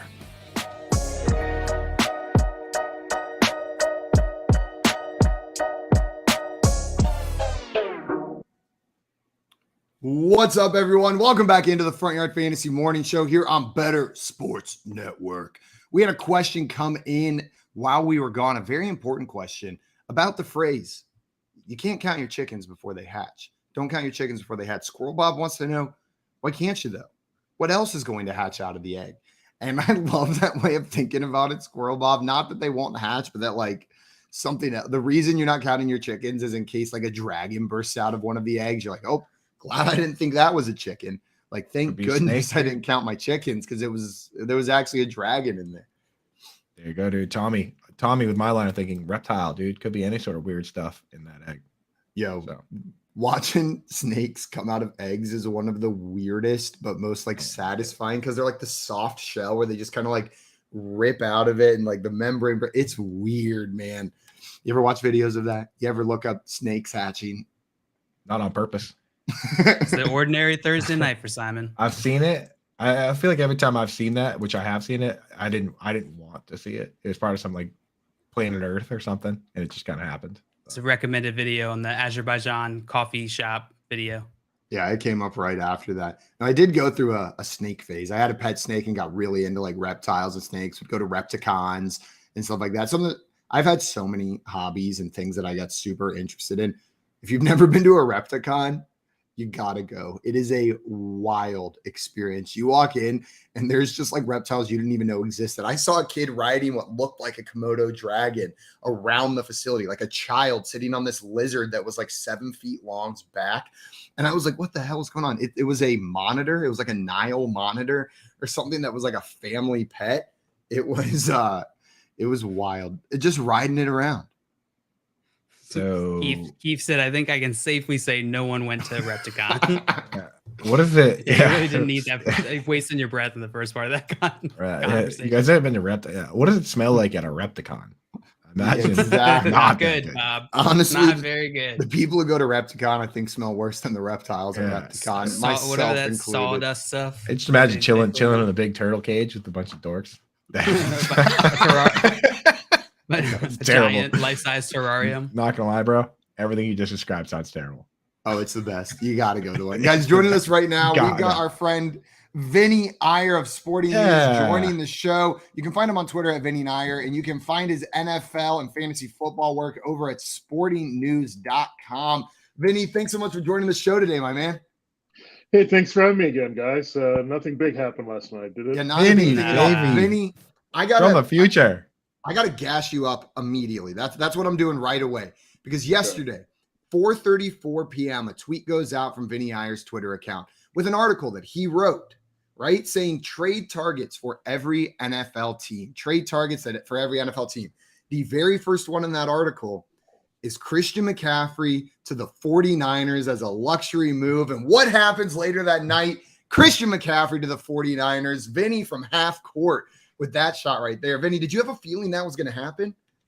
Yeah, I mean, it was building for a little bit. And I think once the Rams got interested, the 49ers were like, we should probably get interested too. Like, we're not going to let them get this guy that could maybe change the fortunes of their season. We know that this NFC is up for grabs. I mean, I know the Eagles have looked really good, but when you see a matchup between the 49ers and Eagles, it'll be pretty even right now. I mean, they both have great defenses and maybe get that extra offensive element. The Eagles are loaded there, obviously, but the 49ers are right there with them. So I think those two teams right now, the way the Buccaneers are playing, the Rams, the Packers are playing, those two teams are now the favorites to win the NFC. So, I mean, the 49ers got a lot of good news with their injuries this week. So they're going to get everyone back at some point with Nick Bosa, maybe even suiting up again this week. So if they have their complete team, this is a hard team to beat. And this is looking really good for them going forward. And Christian McCaffrey, look, the biggest concern was staying healthy. He's been able to stay healthy this year completely. And maybe they're managing his reps a little bit better. I think the 49ers will be aware of that. They're not going to pound him into the ground. They don't need to. They got so much weaponry around him that it's going to help Debo not going to get that same wear and tear. You're going to have Brandon Ayuk get even better matchups than he already has. And George Kittle, I think it's going to really wake him up a little bit because now you got to get defenses worried about McCaffrey with their linebackers and safeties. So this is a great move for the 49ers. I don't know how it's going to shake out for fantasy. Bottom line is we just want the 49ers to score more and run for more yards and catch more passes, and then everything will be fine. But they're going to have to really maybe ramp up this offense by maybe 50 yards per game and give us maybe 6 to 7 more points per game, and then we'll feel really good about it. McCaffrey's a good step towards doing that, right? Dude, you're being too humble right now. We were talking about the simulation earlier, and you're basically Morpheus. Like, you just came out yesterday, called this trade.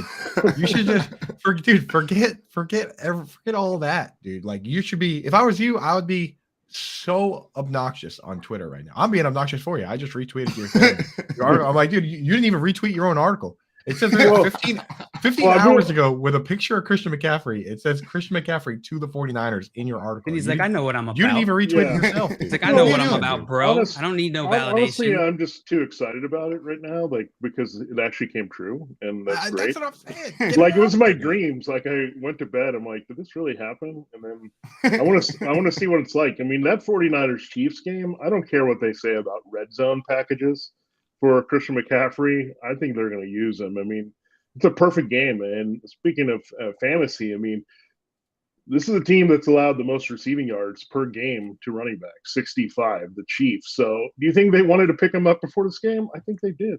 I think so.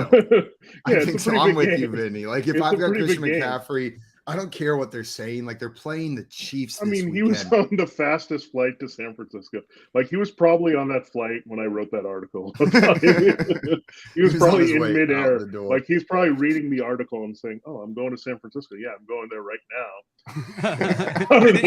Who told him? Yeah, did he see me at the airport or something? Like, I'm out the door as quickly as possible. Like, get me away from Ben McAdoo. I want a one-way ticket to Kyle Shanahan as quickly as possible. Get out of this dumpster fire. Now he's going to be on a Super Bowl contender. I mean, that's crazy.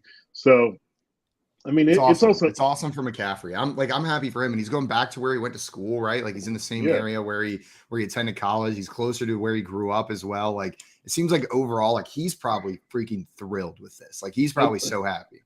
I think they shared that story I think it was during the Panthers 49ers game that you probably didn't see because, again, we had to watch it on local TV. But here they talked about how Kyle Shanahan once babysat Christian McCaffrey, and he hated it.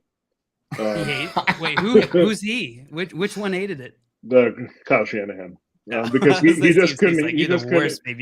He was like Mike was like my wide receiver needs his son watched or his daughter watched, and they just drove him nuts, and he said never again. Let me watch That's Mrs. awesome. Doubtfire. For the Did you guys? When I used to have we had our regular babysitter who I didn't mess with. Know what I mean? Like she meant business. I respected her. Like when she came in, I was well behaved.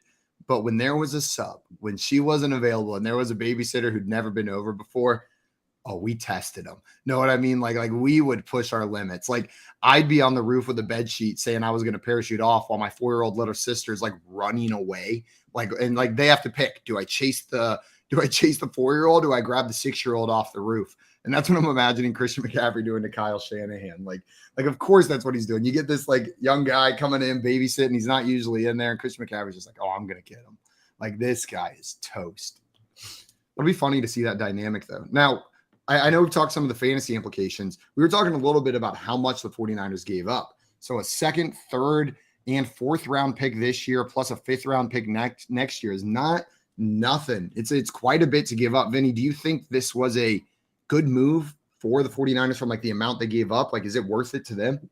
Well, I think it is because he's going to be under contract for multiple years. I know, look, he's had some volume here, so I think maybe you're getting 3 years max of him at this level here, but they'll probably be judicious with his usage to get the most out of him here. And he's a guy that in general, I know he's had the injury history, but takes care of himself really well here. And I think the biggest thing they're also looking at is not just for this year, but how are we going to help Trey Lance? I mean, think about that backfield next year when you're trying to read the backfield and you're not sure if Lance or McCaffrey is going to touch the ball. I mean, that's insane. And you also have a check down guy. So I think as much as they were thinking about, okay, let's add him to this offense with Jimmy Garoppolo, they're like, let's add this guy for multiple years. And people made a great point. They've thrown away picks on running backs, multiple picks, right?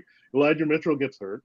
They've used a pick on Tyrion Davis-Price. They've used a pick on Trey Sermon. They've basically traded all those picks that they would have done in the future on random running backs.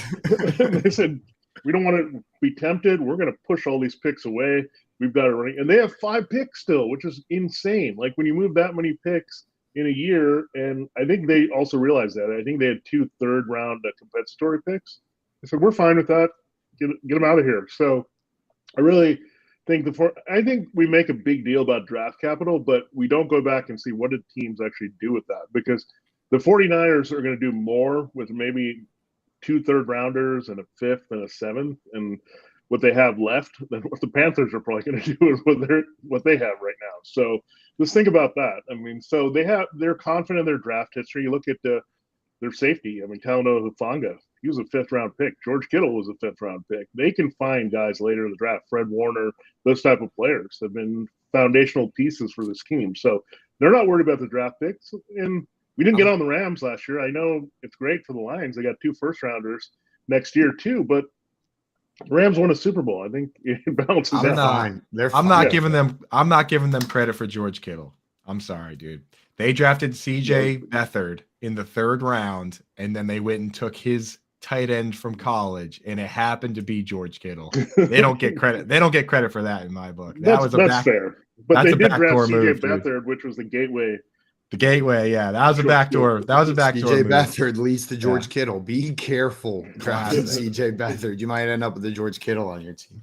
Yeah, I will say one thing I do love about this is that Dave Tepper over there got rid of the grass that the Panthers play on because they got a soccer team, installed turf.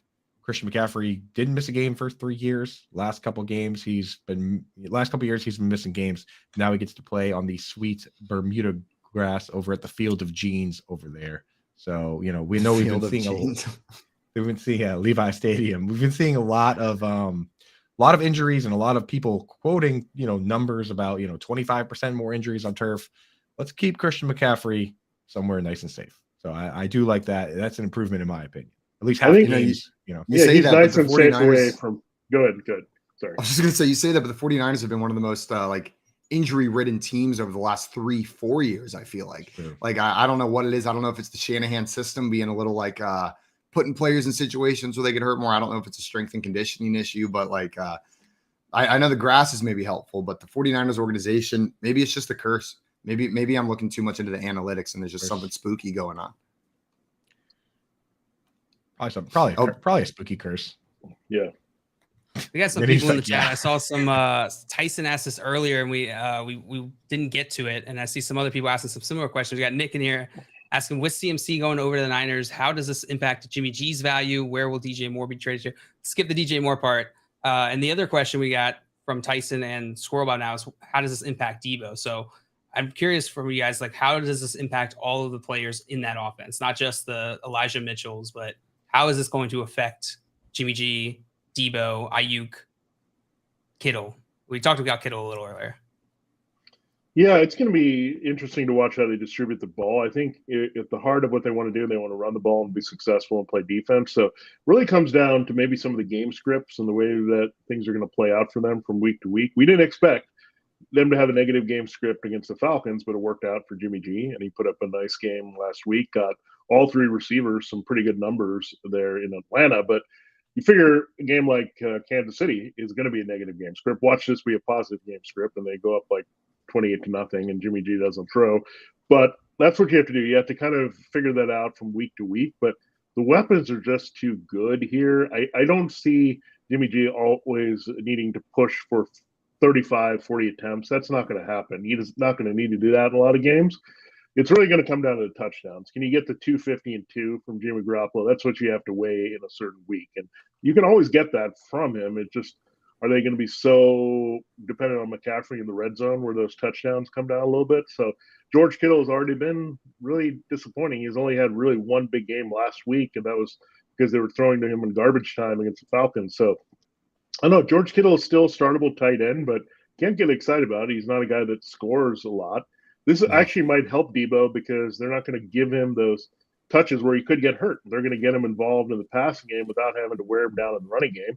And Brandon Ayuk has just been the sneaky guy, like, cover everyone else, I'll be wide open, walk into the end zone. We've seen that 3 times in recent games. So I think they're about the same with their fantasy value, to be honest, overall. I think it helps everyone stay healthy a little bit more where you're not forcing all of them into traffic. And again, as I mentioned, this team is probably going to score more points and get more yards. And when you have more points and more yards, I mean, the bigger pie you have, it can be split. So that's what we're always weighing in fantasy football.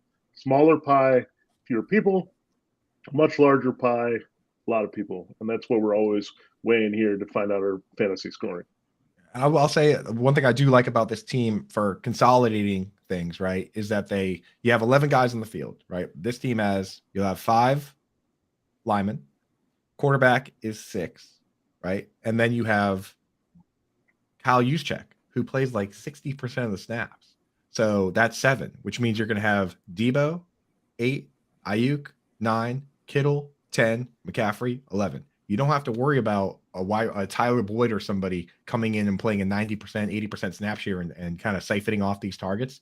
Kyle Juszczyk, like, the fact that he takes so many of those targets is what allows us to have a game like we had the week before this, where Ayuk, Debo, Kittle all got 10 targets. So, let's just be thankful that they do that they use second blocking tight ends, that they use fullbacks so that we can have a highly consolidated offense, because some teams, they either use just way too many different players, or when you have 3 wide receivers and a tight end and a running back, now there's 5 guys. And that's what you see in like the Bengals, where it's hard to trust Hayden Hurst. It's hard to trust Tyler Boyd. So the Kyle Juszczyk phenomenon in this case, I like it. Yeah, it makes it clear. It makes it a little bit more clear. You look at like the Giants, you look at those box scores, and it's like everyone gets 4 targets. 4 targets for you, 4 targets for you. And there's like 9 players with 4 targets apiece, and you can't start any of them. I'm with you. Yeah. And Vinny, I think you're right. Like, this probably doesn't impact their fantasy value all that much. I am curious, does this bump Christian McCaffrey up for you? Like, does he get bumped up a notch, or is this a lateral move for him as well? Or does he go down? Yeah, his numbers have been pretty good. We've seen this season. I mean, he's surprised a lot of people. He's trying to justify all the people that had him on the board over Jonathan Taylor, which is working out right now, but there's still a lot of season left here. And you look at the way things are going.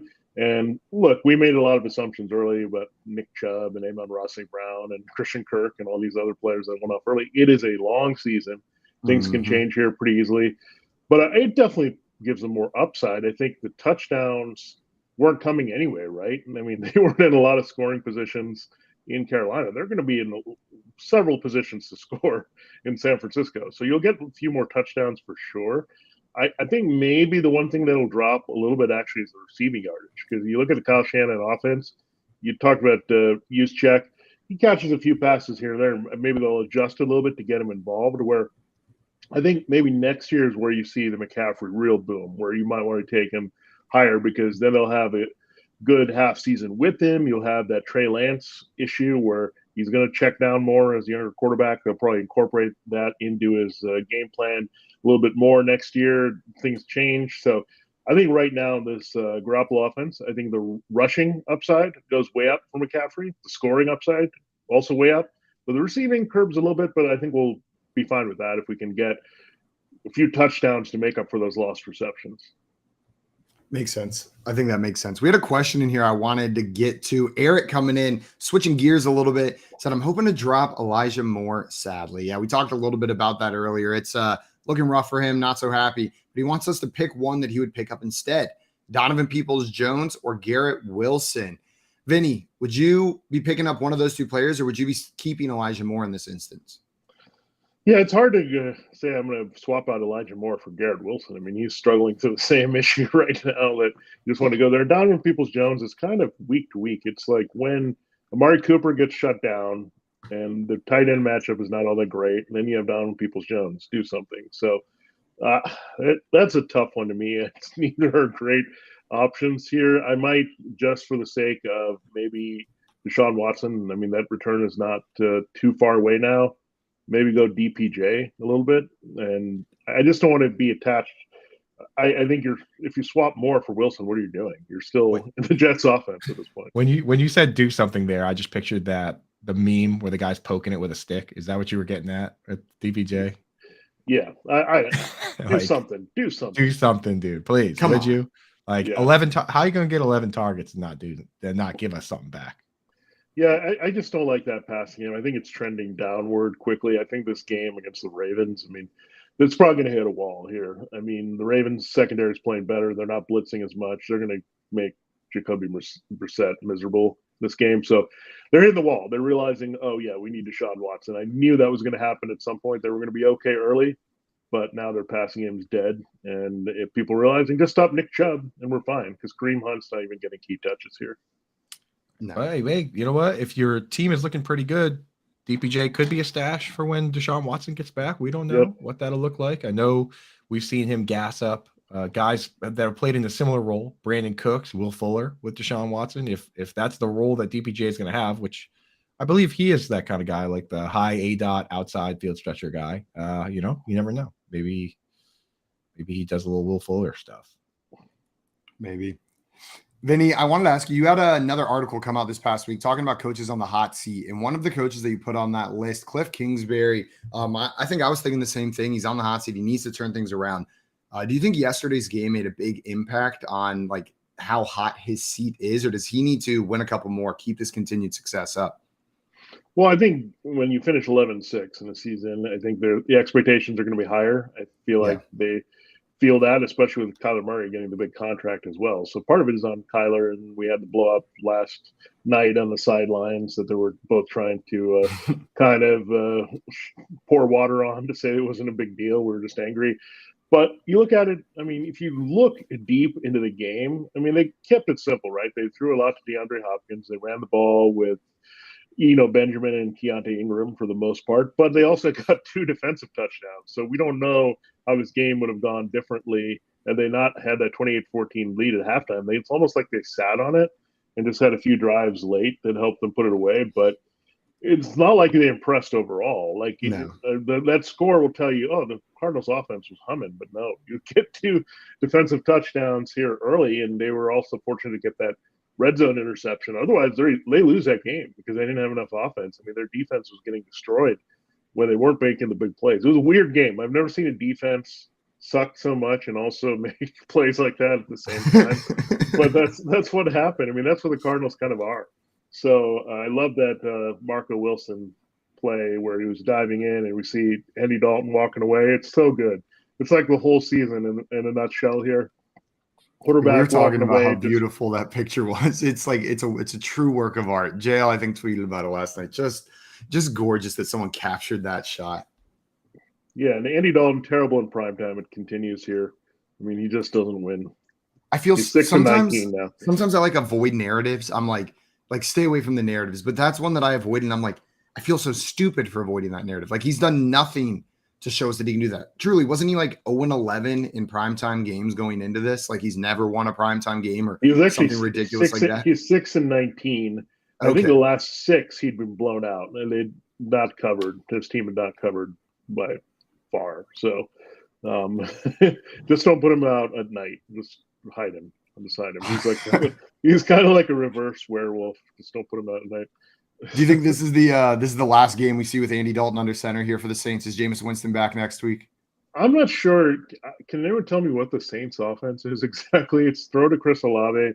Let's get Rashid Shaheed involved and Taysom Hill and throw a little bit to Juwan Johnson. Figure out who else is involved here on a week-to-week basis. I don't know what the Saints offense are. Are they a downfield passing game? Is that what they want to be? Do they want to be this run-heavy team? I don't know what they want. So I don't know who fits that better. And it's kind of interesting. People made the joke that when Michael Thomas and Jarvis Landry are not there, that Jameis Winston kind of checks out, doesn't want to be a part of it. They don't want to put him out there when he doesn't have the wide receivers. So that's interesting that Andy Dalton is going to play as long as they don't have wide receiver depth, which is an odd thing. But I think they know that they can mess around or Taysom Hill a little bit more if Jameis Winston's not in there. Yeah, maybe making your wide receivers Jarvis Landry and Michael Thomas, and then being like disappointed when they get hurt is like that. There's like that meme where the guy sticks the stick in his own spokes of his bicycle, and then he complains when he falls on the ground. Like, if you're going to make those guys your wide receivers, you're not allowed to complain when they both get hurt. Like, I mean, neither one of those guys has played a full season in 3 years at this point, right? I feel like they're just the older versions of Kenny Galladay and Kadarius Toney. Pretty much are.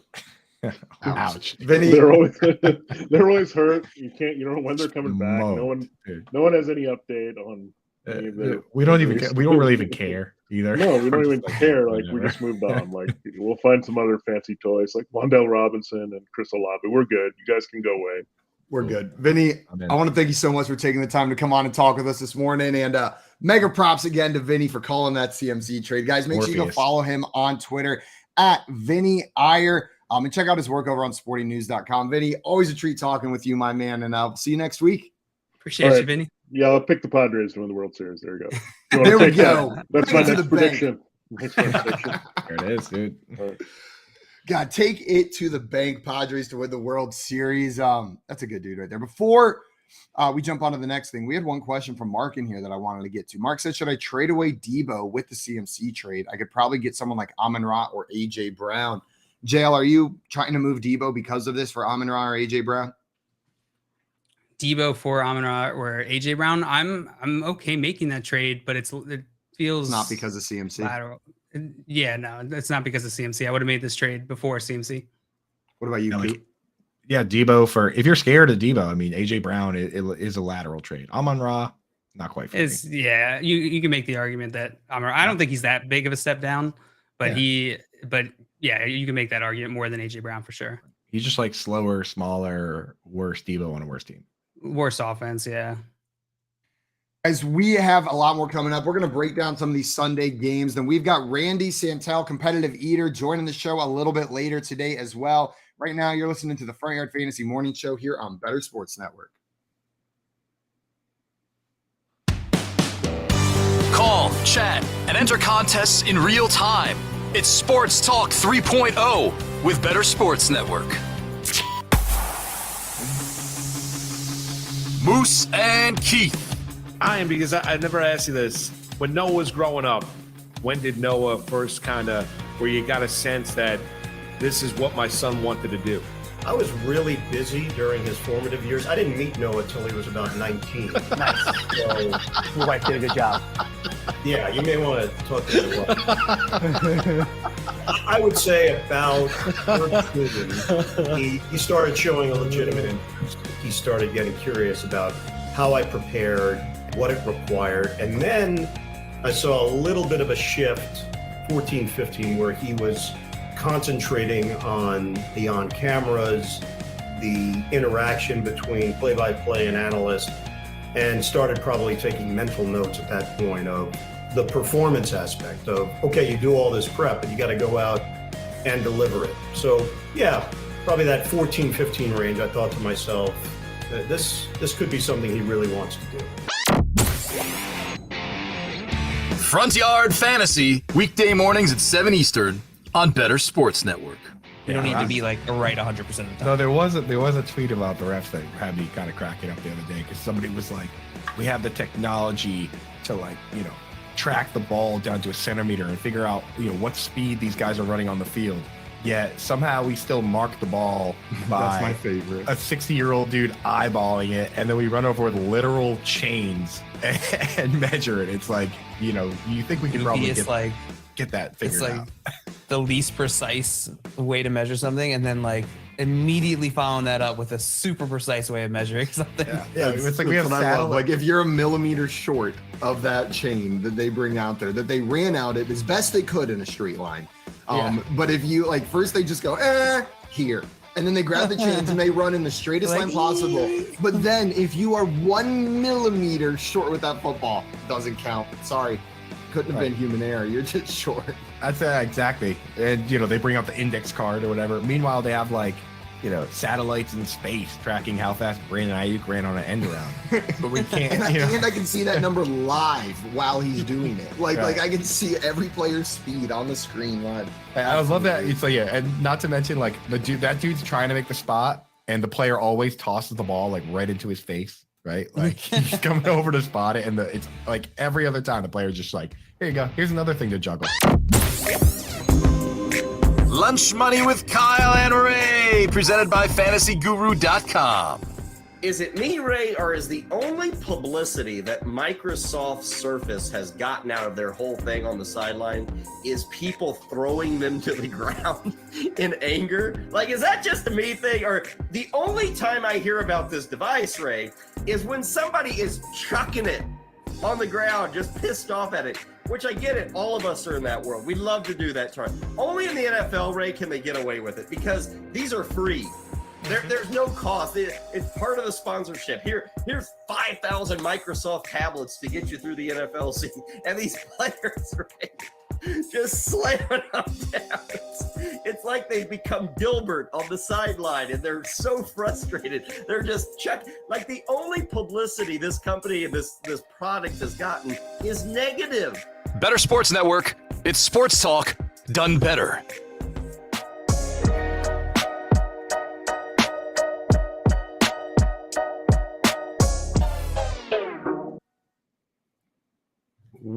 What's up, everyone? Welcome back into the Front Yard Fantasy Morning Show here on Better Sports Network. And JL, you want to know what I just learned? What's that? I'm at worst the second fastest pooper on this stream. At worst, the second fastest. What the heck does that mean? You may be fast, or I could be first fastest. I might be number one. You and I didn't just race, but Coop and I were just having a race, and I beat him. Oh, I see. So at worst, I'm not the slowest pooper on this team, is what I'm saying. Can we judge that your overall prowess as a pooper, your speed as a pooper based off of just one observation though? Yeah, small sample size. It's like me extrapolating Wan'Dale Robinson's game to mean he's going to be a fantasy star rest of season. I think we need to start doing this where we start doing races on breaks when two of us have to go, and then we'll keep track of who wins so that we can see my mom in the chat. Simon, do not talk about poop on the radio. Oh, Mama Grunewald. Oh my, I have bad news for you. Coop, I'm sure you got some updates for us, but I can't hear them, unfortunately. I was just checking in. You guys doing poop talk? Well, what we were saying is I'm faster than you. I beat you. Well, dude, I got an injured toe, right? That is true. You know what? That does affect pooping. It could have been the race. It could have been on the IR today, honestly. I would be moving faster, but my toe hurts. Yeah. So. Working grind in here had a question for us. One that I'm struggling with quite a bit. So if you guys could help me out, I drafted a lot of Elijah Mitchell. Like he seemed free in drafts, got injured. I was excited for him to come back. Now they signed Christian McCaffrey. Can you drop Elijah Mitchell? Should you drop Elijah Mitchell? I think it's a bad idea at this point. Like, I just think it's like let's just logic this out. If you drop Elijah Mitchell, what are you gaining by doing that? Right? What's roster spot? A roster spot. Cool. Who are you gonna fill with that roster spot? Wan'Dale Robinson.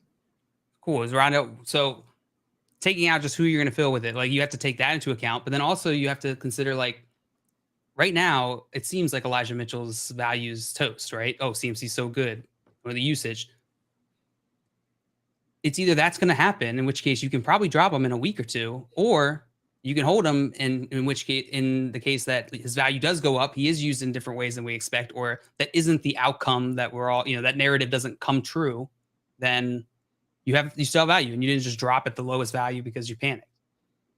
Man, it's Christian McCaffrey though. Know what I mean? Like in my mind, the only route to like startable, not that he couldn't have a role in this offense. Exactly. Elijah Mitchell could have a role in this offense, but I don't think it's going to be a fantasy relevant one without an injury to Christian McCaffrey. It's Christian McCaffrey. Like if they traded that much to do a split backfield with Elijah Mitchell, then I don't know what's going on with the 49ers. Like they traded this for Christian McCaffrey to be the guy.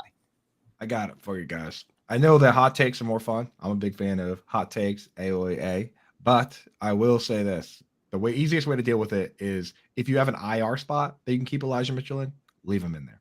If you have like crazy deep benches where there's nobody on waiver, hold on to him. If there's anybody on waivers that could help your team during the next couple of weeks, during bye weeks, there's no reason to hold Elijah Mitchell. By the time Elijah Mitchell gets back, Christian McCaffrey is going to know the entire playbook. He's a smart player. You're sitting there kind of like not in the middle, but kind of putting together the two strategies. Like you're fine dropping him. You're not rushing to drop him. But if there's a guy on the waiver wire that you need or actually will help your team, you're totally fine doing. And if you have an IR spot, I mean, it's like, unless you need that IR spot for someone else, leave him in there. There's no reason to go into your IR spot and click drop, just spike drop him. So from JL's point of view, like there's no reason to go out of your way just to get rid of him.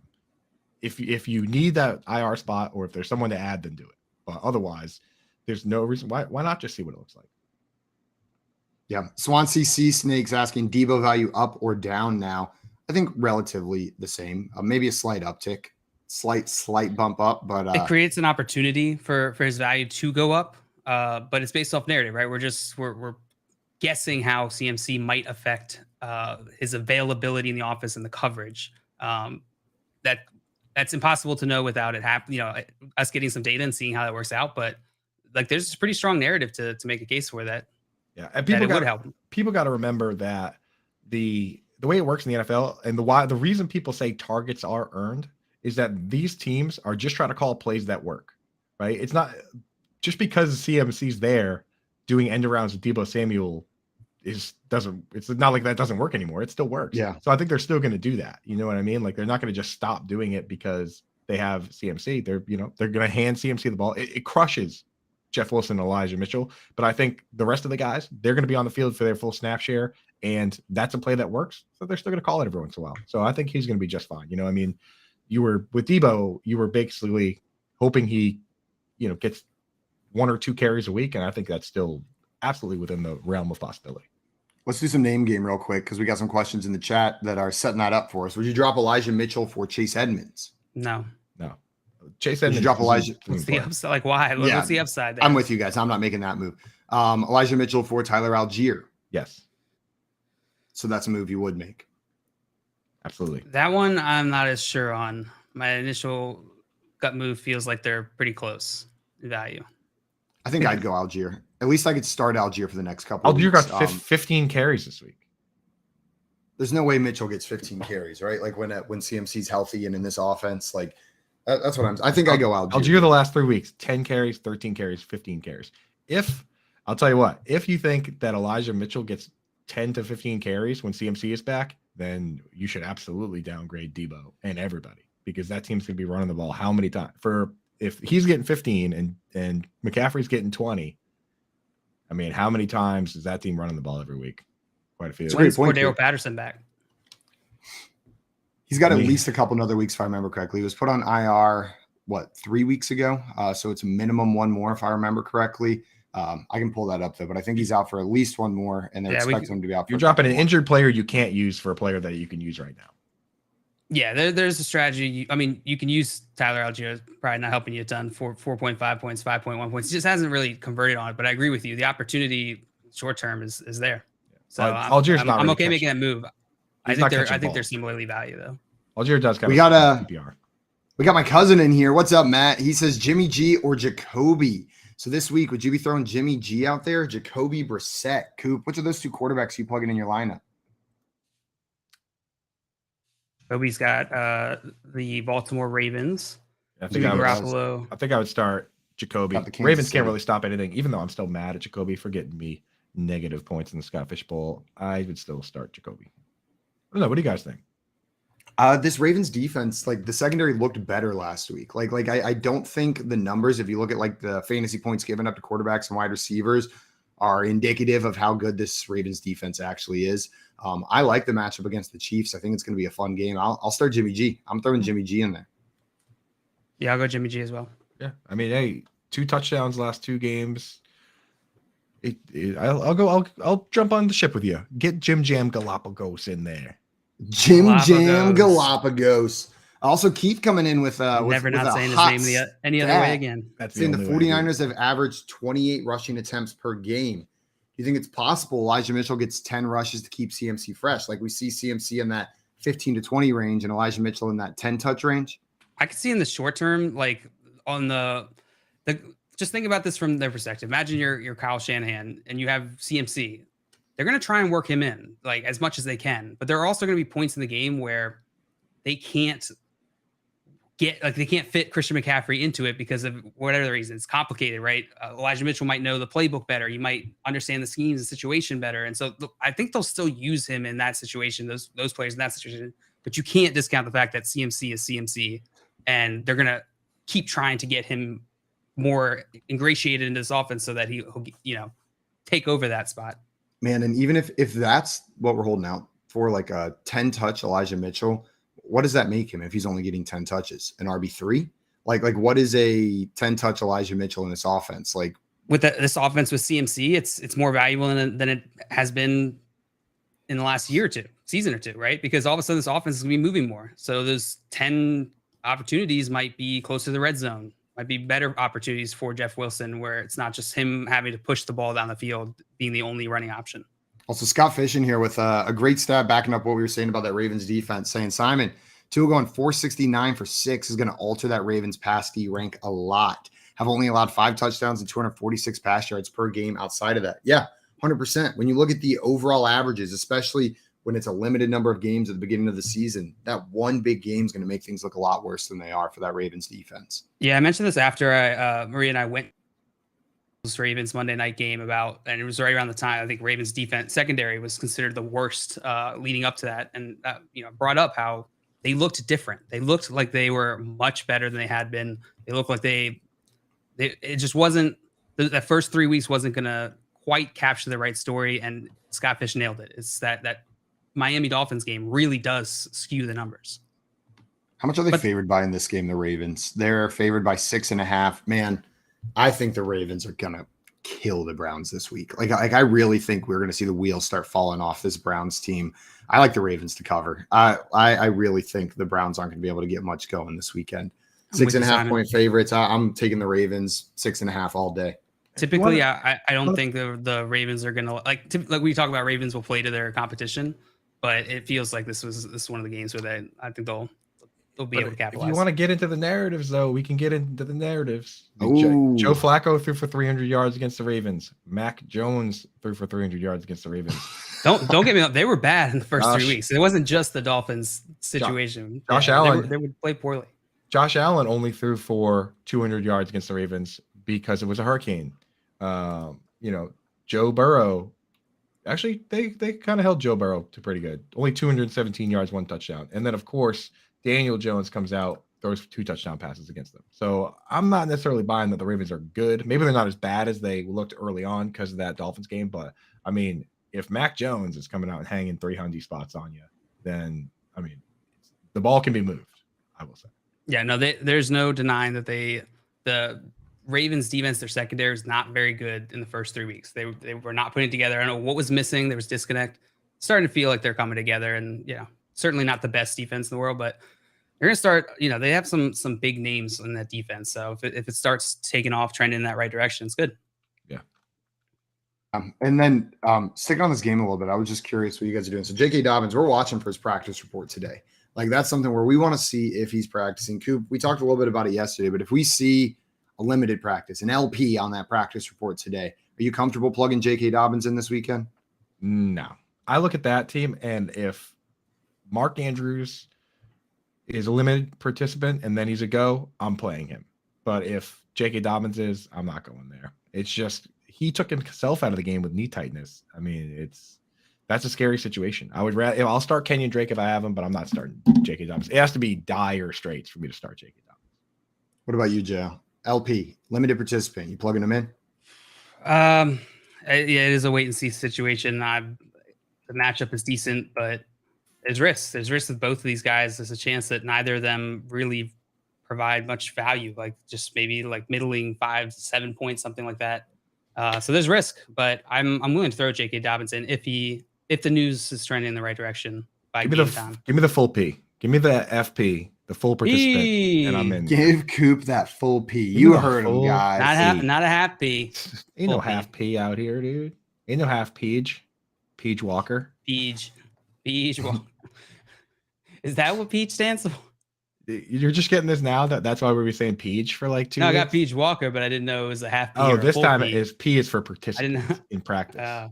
So I need that full P to get J.K. Dobbins in the liney. In the liney. We're just going to start making everything miserable to listen to. Like, we shorten words that are unnecessary. Now that the Panthers have traded Christian McCaffrey and are the worst team in the league, are you putting Peach in your liney? We adopted straight up. For some reason, that's making me think of the Hockey Bros and Letterkenny and just how they're always talking and just like the most ridiculous phrases over and over again. We adopt full on Hockey Bro lingo and only talk through sports in that lens. PPR guys, right? PPR, pairs, full right? PPR. Yeah. Working grind in here. Hal letting us know about a tragedy of a team he drafted in his biggest league. Elijah Mitchell, Najee Harris, Keenan Allen. So glad he drafted this team in his biggest league. Yeah, that hurts a little bit. But hey, Najee Harris still startable. Keenan Allen is gonna come back and should be good going forward. In my biggest league that I play in with Swansea Sea Snakes, I drafted Dak Prescott, Javonte Williams, Keenan Allen, like DJ Chark. But this team is the walking wounded, bro. Like my first three picks were actually I did get Austin Eckler, who is awesome. But beyond that, man, rough sledding for the boy. Pretty bad. Boy. Rashad Bateman has been out. Like my boys are just taking their time. Hal in here saying 2-4 and started Rondale Moore this week. Yeah, that's just a slap in the face. Like everything pointing towards you can start Rondale Moore. He's got over 10 PPR points the last 2 weeks, heavily involved in the offense. And then of course, when your 2-4 team starts and he goes out there and just lays an egg on the field, and no one's counting his chickens from the eggs that he's laying. They're assuming there's no chickens inside those eggs. Not a single one. In this Cleveland Browns Baltimore Ravens game as well, I want to talk a little bit about Mr. Amari Cooper, the guy on the wall behind me.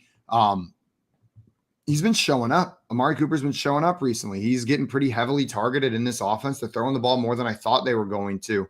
Coop, how are you looking at Amari Cooper rest of season? And is he full go ahead for this game?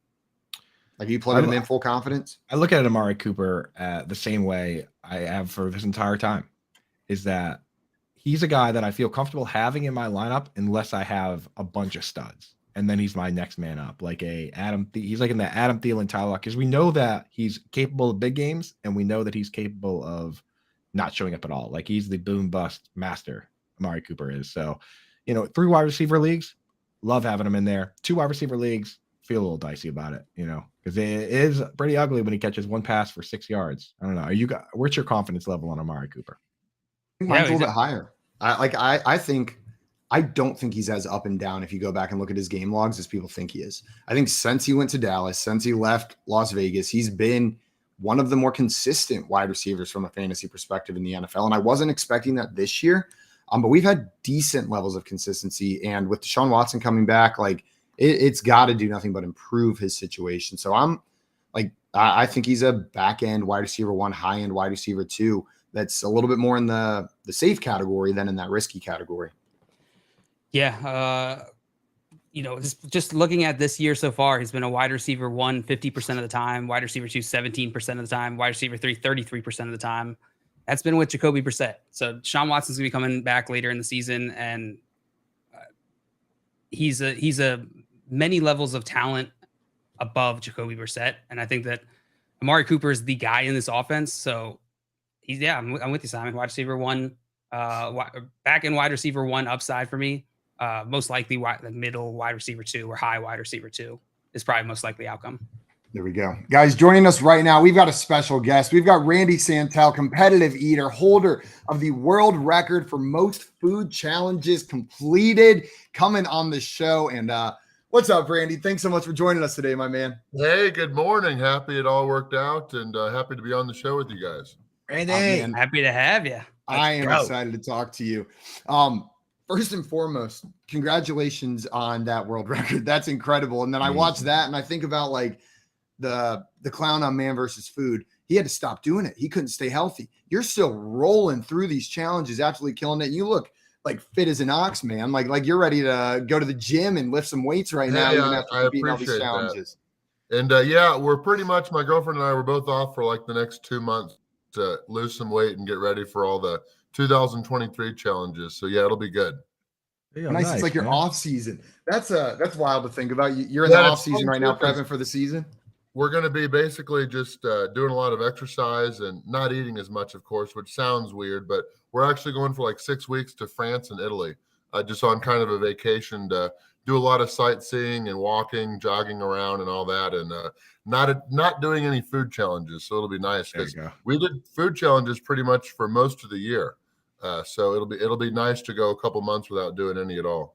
That's great, man. Now, do you, as the record holder, do you kind of, do you ever look over your shoulder? Do you know who's even kind of creeping up on you, or that's a good question because there's not really that many eaters that actually count their wins like I do. So I know there's some people. I don't think there's anybody over 1,000, but I think there's a couple people that are very high.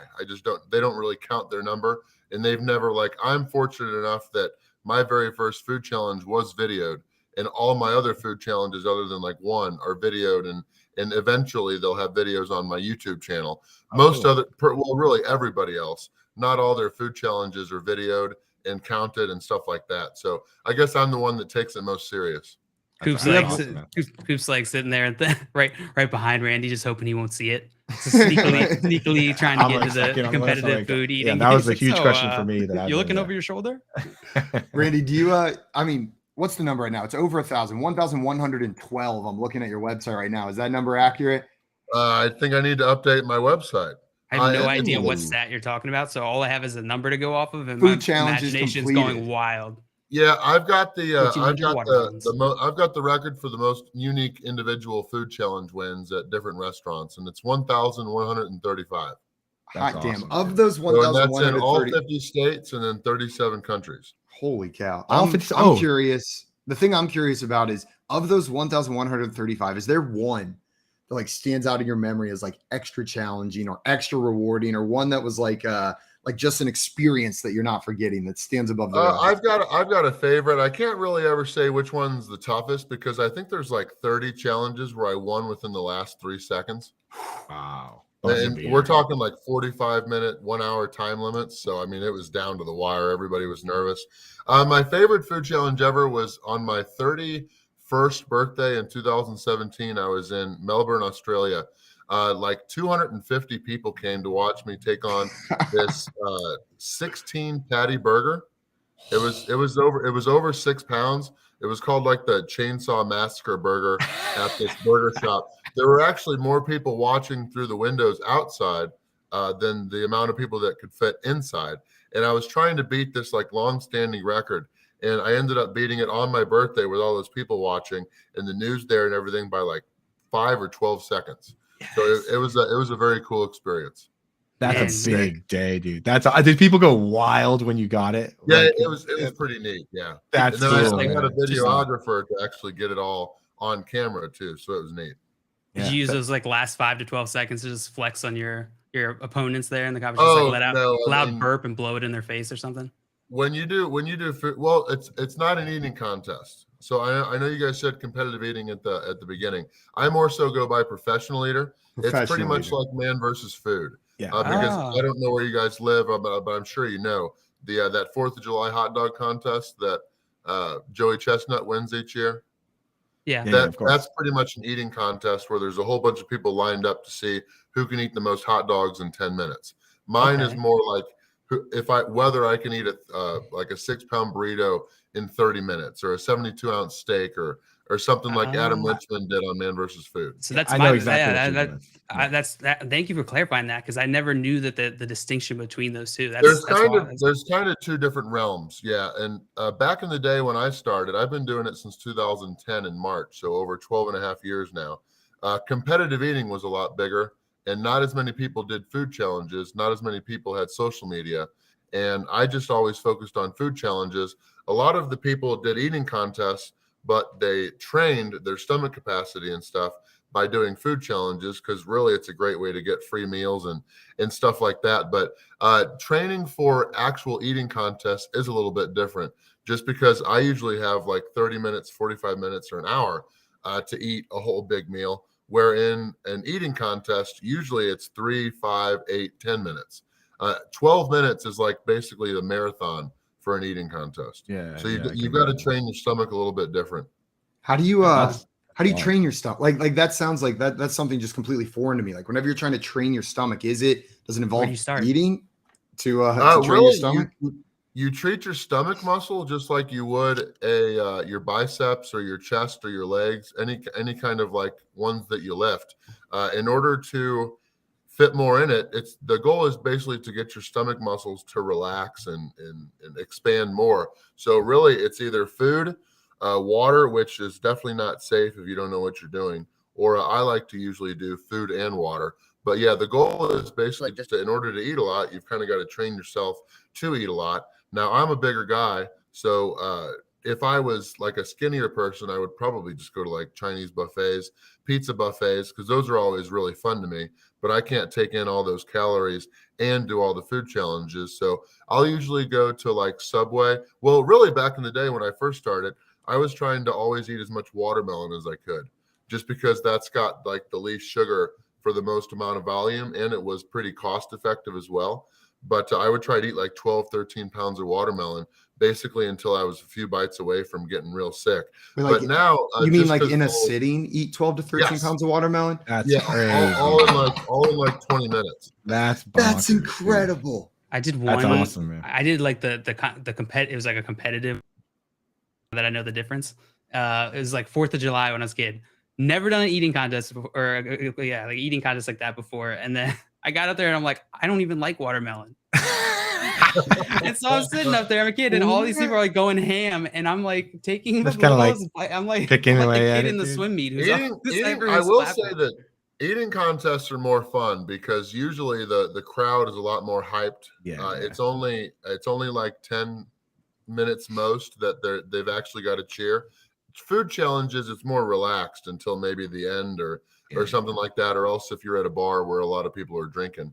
But yeah, eating contests can be real intense because I've done a few. It's been a long time, but they are fun just because everybody's just right in your ear cheering. Come on, come on. But yours is more like art. It's like you're watching you perform your craft, right? It's like much more like individual versus like, okay, now I want to see which one of these guys can put more. H dogs down. Hey, so I gotta ask them. Oh, go ahead. No, you go ahead. Oh, I was just gonna say along those lines. You said that you didn't like the watermelon, so we get so many questions about. I mean, I've done so many food challenges. Has there ever been one where I just hated the food? In reality, it happens quite a bit, and really? Not just it's hardly ever the restaurant's fault because there's only a couple things I don't really like, and one of them is blue cheese. But when we're doing these videos, there's a whole lot of setup, especially if there's like a burger, there's fries, there's a milkshake, there's other sides, chicken wings. It takes a lot of time to get the video of all that. and make sure that it's all ready for my editors to do their thing with. But a lot of the times when I start my food challenges, just after all the setup, the food's a little bit cooled off. And if it's like a 6-pound platter that's going to take a while to eat, within like 30 minutes, all of it's cold. And then, Gross. I mean, if it's called flavor fatigue, and I guess the business, if you eat 5 pounds of your favorite food, you're going to not really enjoy the last pound like you did the first 2. Right. So I can pretty say much from personal experience, I've done that before, where you just eat too much of one thing and you're just like even on Thanksgiving. I mean, at the very end of it, you're just wanting to be done. You're not every really Mexican and Indian restaurant I've ever been to. Amen. Yes. Chinese buffets or whatever. Finally, I mean, when I'm at a Chinese buffet, it's always what I want in the beginning. And then at the end, it's like, oh, what can I still stomach or what can I still enjoy? Because, oh, I don't want that. Oh, I don't want that. I had too much of that. But yeah, when we're doing the food challenges, it's pretty much my big thing is diet soda, Diet Pepsi or Diet Coke, whatever dark soda they have. Or else you can always use like ketchup and barbecue sauce and stuff that kind of overpowers the taste of the bland food that you're not really into. And then one of the big things with food challenges is if there is something that you don't like, eat it first. Because that's when you're fresh and able to eat. Because if you don't like something, it's going to be a lot harder to eat after you've already eaten 5 I get that. Even this just reminded me of with Simon and Clemson. We used to do Amazing Race. Like our fraternity, we used to play this game where you'd get like a giant, what was it, a case of beer, 24 beers, a 5-liter bag of wine, and a fifth of liquor. And you'd have a team of 5 people who had to take it down. And what you just described of like, go after the thing you hate the worst. Right. I started with the Franzia. we got that bagged wine down first because, man, after 10 beers, no way I was putting down a liter of wine. It just wasn't happening. We started with the beers, which was the single biggest mistake and why we came in last place, because we got so full where we should have just started with the liquor and then gone to whoever gets through the least of that and loses is actually kind of the winner. Honestly, you're right. You can resume your day, right? We used to do beer Olympics in college, and it was like the one day that I looked forward to, but also did not look forward to because I knew what the end results were going to be. You were going to be the anchor on that team, right? I played college football, and I played with a lot of people that like to do what we're talking about. And, we always tried to keep up with each other, which was a terrible idea. Yeah, dangerous every game. time. I gotta ask. Since you've been all over, so I'm out in Massachusetts, up Boston way. Have you ever done any out this way? Do you remember any that you did out? Yes, yeah. Actually, the Northeast is, I think, what I've neglected the most. But all my intentions and my plans were to.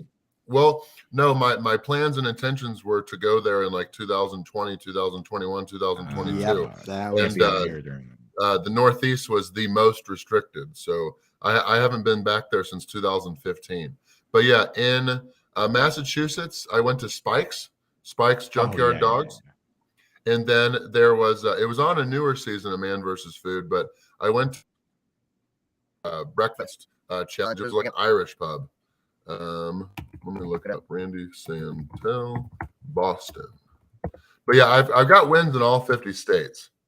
Oh, so Simon's in San Antonio. I'm in Baltimore. Any of those? Let's not talk about San Antonio. Boston, we don't talk about that. Lan O'Brien's. Do you know where that is? Okay. It's in the Mission Hill area of Boston. Yep. Wow. I'm looking at this right now. That's a lot of food.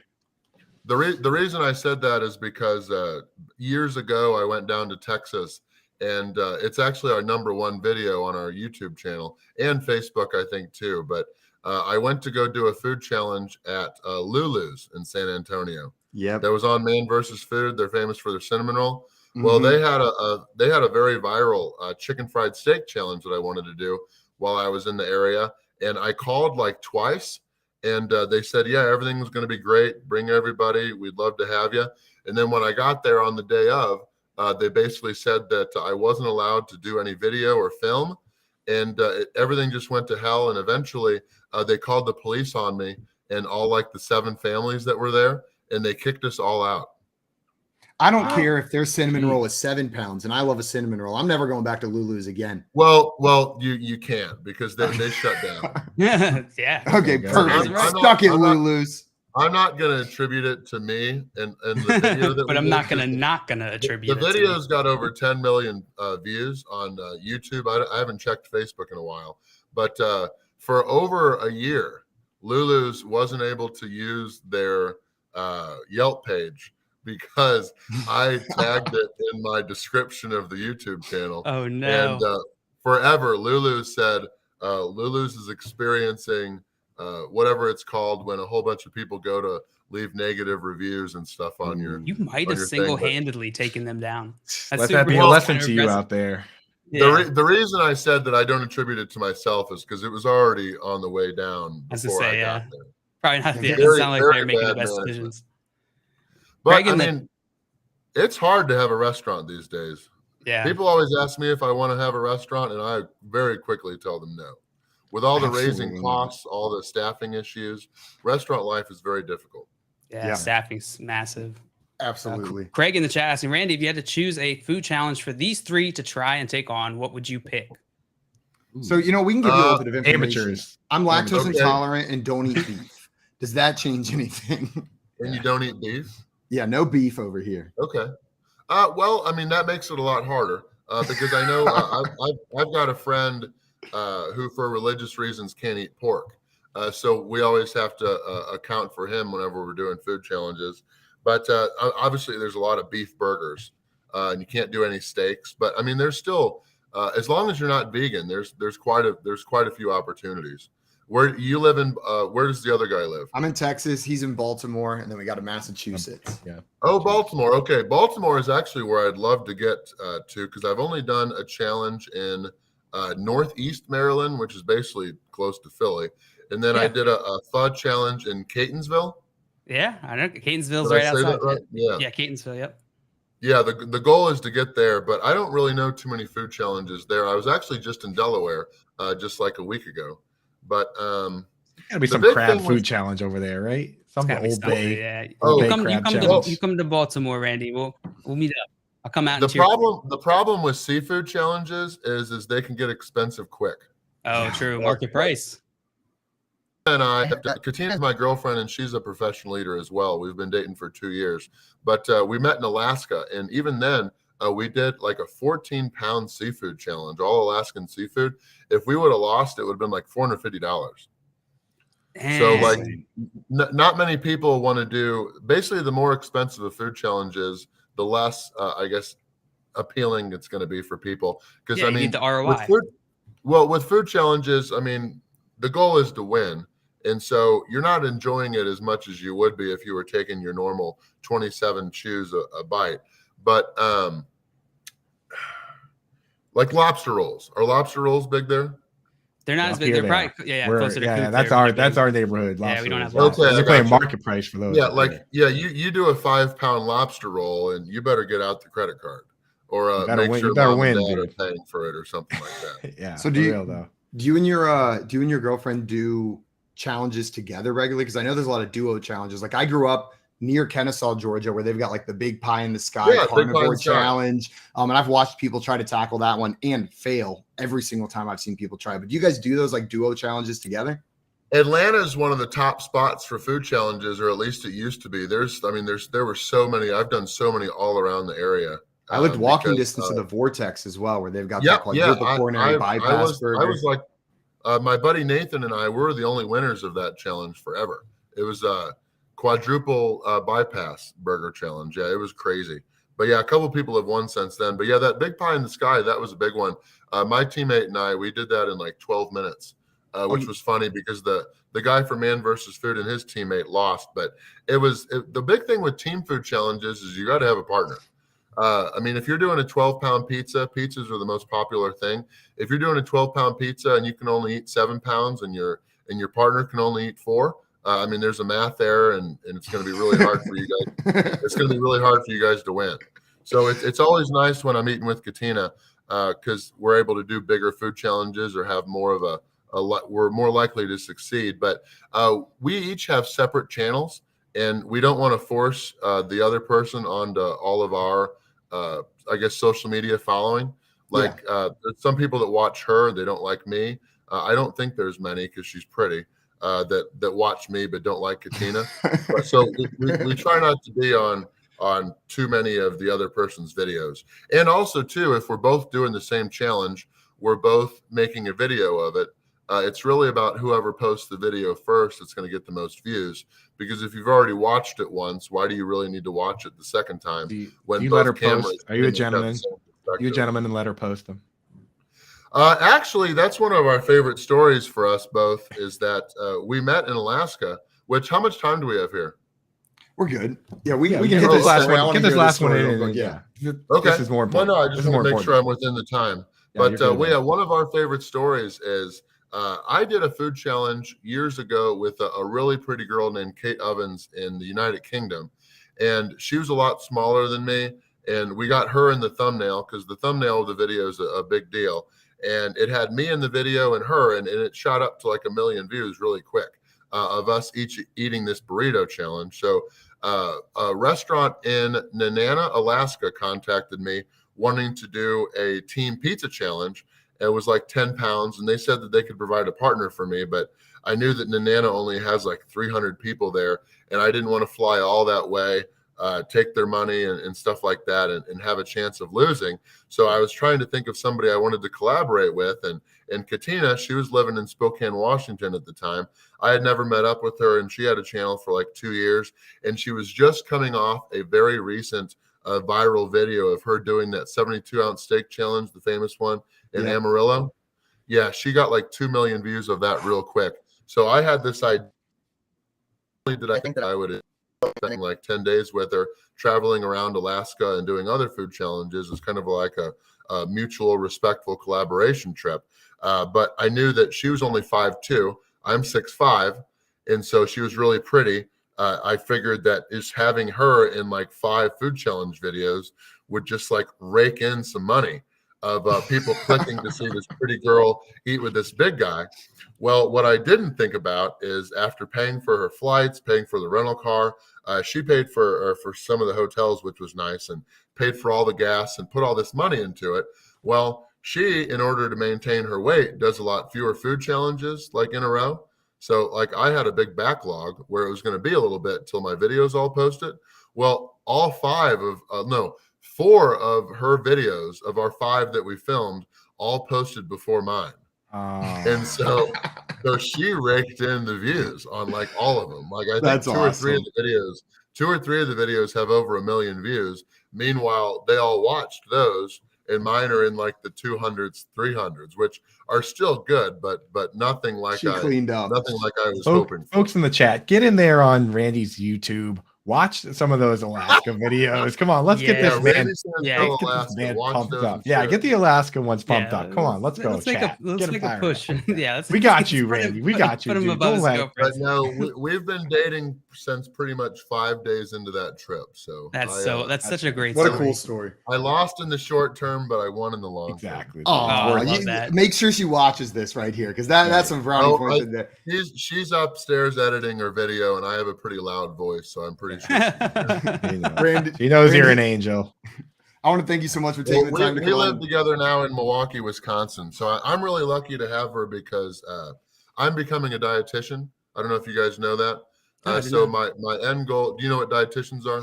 Yeah, my mom was one. Yeah. Oh, nice. Okay, yeah, nutrition specialist. Yeah. It's basically my end goal is to do all these food challenges. Meanwhile, since 2016, I started school in dietetics back where I got my original construction management degree at Missouri State University in Springfield, Missouri. But I'm like a year or 2 away from finally retiring from all these food challenges. And then I'm going to take over and transition all my social media to being a social media dietitian where I help people better understand fundamental nutrition and weight management and stuff like that. And it goes well with Katina because she in Spokane has a degree in kinesiology or sports science and movement from Gonzaga. I think I said that right. But in order to become a dietitian, you've got to do an internship and you have to be accepted. It's a pretty competitive thing. So I applied to like 4 different ones and got accepted to Mount Mary University in Milwaukee, Wisconsin. And she agreed to move with me.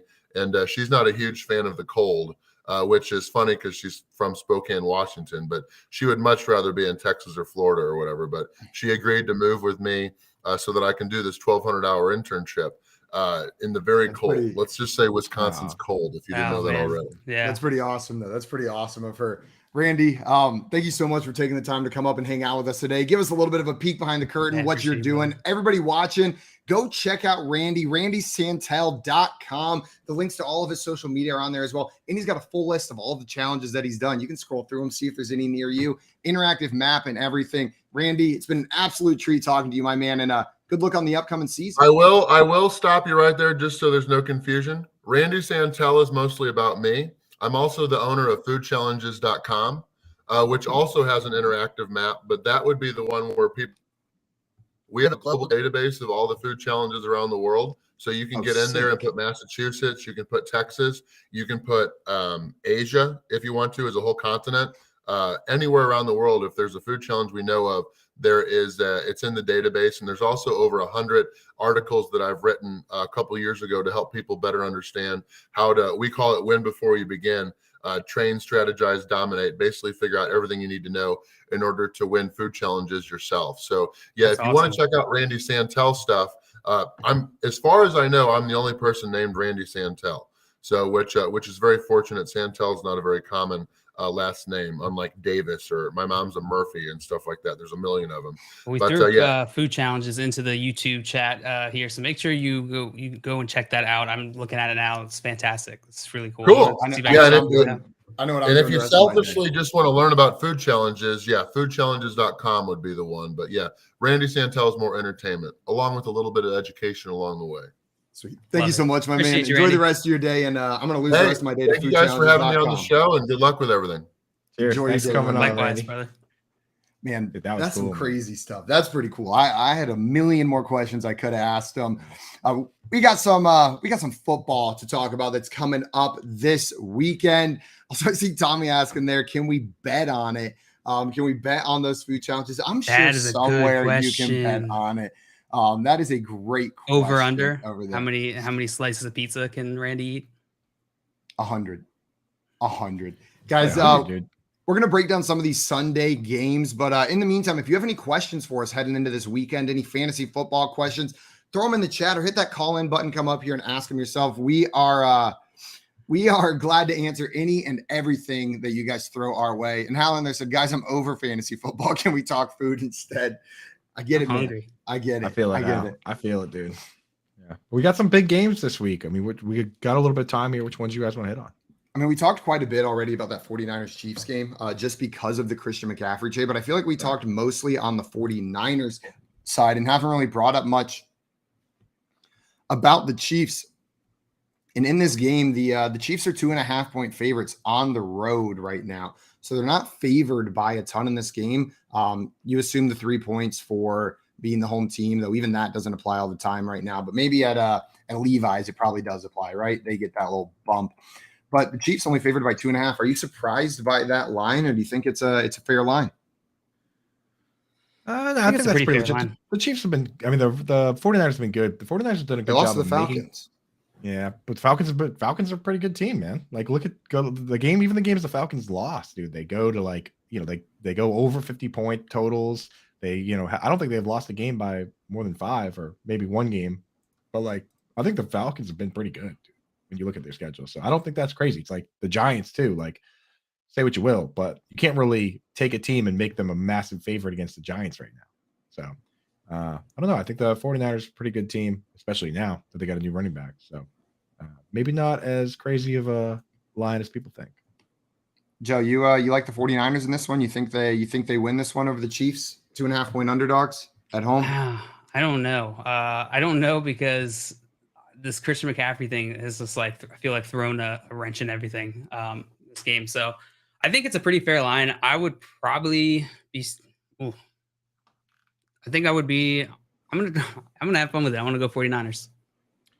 I like that. Is nice. I'm looking for any lines on Christian McCaffrey for this game, and I'm only seeing one. And I'm seeing Christian McCaffrey at -110 to score a touchdown this week. -110 touchdown score. They don't have any yardage totals up there. They don't have any anything else. But Coop, maybe that's with what you were talking about with those red zone packages, right?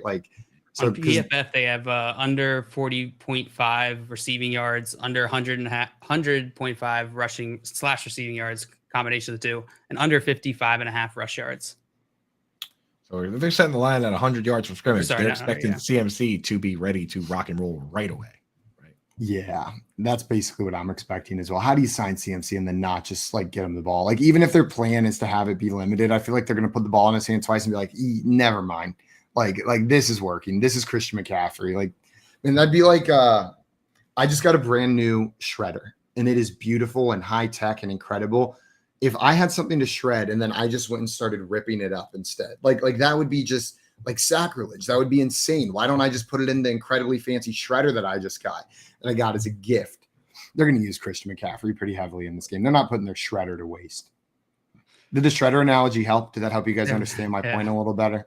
Yeah. Makes me want to shred some stuff, dude, but I don't have a fancy shredder like you. I have my girlfriend was making fun of me for wanting a shredder so bad. Dude, and why? God, it's like, the stop bomb. living my life. It's so good. It's so good. Did you also get a high-end shredder, or did Maria shut that down? Maria ended up just purchasing it because I just got into analysis paralysis, which I always do with that kind of stuff where I'm like, I have to buy the best one. Me too, dude. Because I know if I'm going to spend like $50 and it's going to not work and I'm going to be pissed. I'm the same exact way, JL. Reddit best shredder. That's how I got into flashlights. I got on Reddit. I was like, I need a flashlight. 'Cause I moved from where they never shut the lights off to where there are no street lights. I was like, I need a flashlight. And then I get in the Reddit threads and they're like, well, you can't just have one. They're like, you need to have a flashlight for this and you need a headlamp. And the next thing I know, I'm like, these are my flashlights. The same exact thing happened with me Reddit? in pens. I was like, I'm trying to make my handwriting better. I should get a nice pen. And so I Googled like nice pens, Reddit, and then a year later and $2,000 on pens. Like, I'm like, what did I just do? Like my pen collection is absurd. You're so deep in pens that I have a fountain pen because I'm friends with you.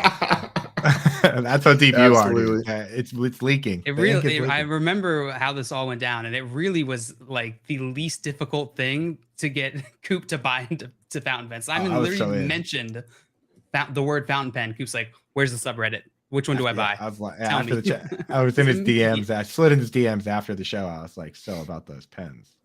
Yeah, we got. He started a group chat with us three, and you with fountain pen talk for the rest of the week. We put JL in there. I'm like, "Tell me more about these pens." like JL, you weren't susceptible. Guy. I'm telling you, Simon. Once we get you a nice flashlight, dude, you'll never go back, brother. Yeah, I'm interested, Coop. You've sent me some good recommendations. I just one of these days I'll have to get one. I got to grab one. One of these days you'll dive in, bro, and then you'll be one of the cool guys. Swansea Sea Snakes in here letting us know that the line moved 4 to 5 points after the CMC addition to this team. You're probably trying to. Do you think that's more they truly believe that it changes the game that much, or it's more they're trying to capitalize on that news and how the public is going to view it? So this is a really good distinction to make with how you use these lines, because it's not always like they're betting what's the most. The odds are like what Vegas is putting out. It's not always this is the most likely to occur. It also an input to that decision is probably a bigger what input. People are doing, yeah, and it's a huge factor. So you have to take both of these sides, and you have to be able to sort of understand which is which, right, or be able to parse through that. And Hal giving us the update. He said we set the lines by the money that goes on each side. Money came in on San Francisco to move the line, so money came in on San Francisco. The options are take that line down or give it a big jump and then bring it back to the middle. You know, it's like you don't want to take it down. So no, you just got to even that money out on each side. And so sportsbooks they're looking at that. They're thinking about that. That's a great point, JL, on that one. You can use resources like Action Network, PFF. I think both of them have you can see how much money is being put on each side of almost every bet. And it's a really good resource. Money and number of bets. So you can see where the people who are spending big money putting their money, and then where's the most quantity of bets going.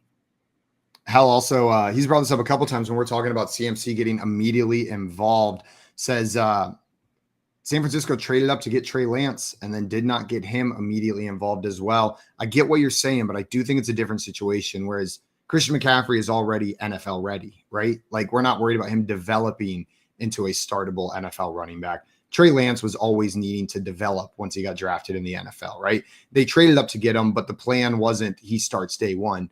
The plan was this is a developmental guy, and we're fine if he sits. We haven't seen him play a snap in the NFL. They don't need to sit Christian McCaffrey and see if he's good.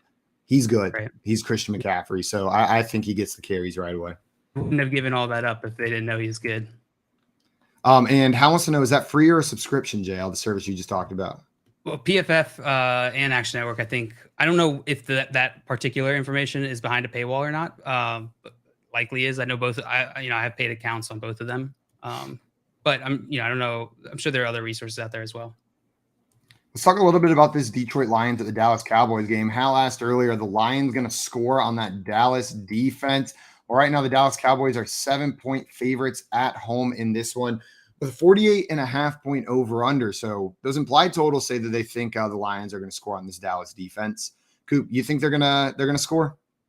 Yeah, I think so. I think that Jared Goff is probably going to, have his share of sacks. That's the thing with the Cowboys defense, is that Cowboys defense is great for fantasy football because they get sacks, Micah Parsons, DeMarcus Lawrence, and they get interceptions, Trevon Diggs, but they're also susceptible to the big play.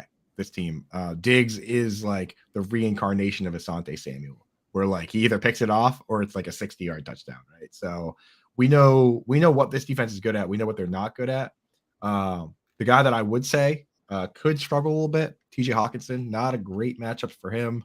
He got shut down by Kyle Duggar. The Cowboys are one of the best teams this year so far against the tight end. So maybe not a great matchup for him, but there's not a lot of options out there. You still might have to get him in your lineup. The question for me is whether DeAndre Swift is a go. It sounds like he's going to be. And if that's the case, then these Cowboys are going to have their hands full underneath dealing with Hawkinson, Swift, and Amon-Ra St. Brown, right? Hands full underneath. You get it. These Cowboys are going to have their hands full underneath. Those big old cowboy balls. Mary Jones, grabby paws. The question always boils down to, can Jared Goff push the ball down the field? Because teams are willing to let them dink and dunk with these short passes. All last year they did it. Amon-Ra St. Brown had 1 million targets. DeAndre Swift, guess what? They won 3 games. Teams don't care if you do that, right? Like teams are letting the Rams do that. Just throw it to Cooper Kupp and Tyler Higbee, and guess what? They're not winning games. So they have to find a way to get that downfield, whether that's Josh Reynolds, DJ Chark if he's back, Jameson Williams will be back at some point. They need to find a way to get to the second level because, it's great for fantasy football for them to throw 1 million passes to Amon-Ra St. Brown, but this team has won 4 games over the last season and a half. You got to do something different. So Hal wants to know if TJ is in for a rough day. So if Hawkinson's supposed to have a rough day, is Amon-Ra the play? So he's coming back from injury. Are you guys comfortable plugging Amon-Ra in? Well, it's difficult to say because, Amon-Ra, you have to get him in there. But, that's what makes analyzing tight end so hard is that the same personnel sometimes that they use to cover the tight end, they use to cover the slot. So they might decide they want to just take Amon-Ra St. Brown away, and then it's a good day for TJ Hawkinson. Or they might decide to take TJ Hawkinson away, and it's vice versa. Like sometimes versus the Chargers, they use Derwin James just take away the tight end. And sometimes they have a more important player, and a bad tight end could do good against a team that's supposed to be good for tight end. It really is a nightmare, dude. It's like a brain freeze every time trying to figure out what's going to happen in that sense. But I think, there's room for both of them to do okay. But I could see Amon-Ra having a good game and Hawkinson having a bad game. I'm just hoping this is a high-scoring game. I hope the Lions offense can get enough going because I think Dallas is going to be able to get it going against this abysmal Lions defense. And this has the setup to be a very fun game, I feel like. Yeah. Like it can absolutely be a fun game to watch. That's what I'm hoping for. And Hal letting us know this game has a showdown slate. Just for this game. Man, pretty cool for Sunday at a 1 p.m. game. Maria in the chat said, I heard the last 10 minutes of the show is the craziest, so I'm here. What's up, Maria? Just in time because, guys, I want to thank everyone so much for hanging out with us this morning. We will be back on Monday with some more fantasy football talk, 7 to 10 a.m. Eastern time. But if you miss us over the weekend, we are live on Sundays. Coop is on from 9 to 11 a.m. And then JL and I are on with our friend Joey right after that from 11 to 1, leading you guys up to kickoff, answering your questions, giving you all the news that you need. Right after this, we've got Moose and Keith coming up. So make sure you stick around here on Better Sports Network. Enjoy your weekend. Enjoy your football. We will see you guys on Monday. Adios, everyone. Bye-bye.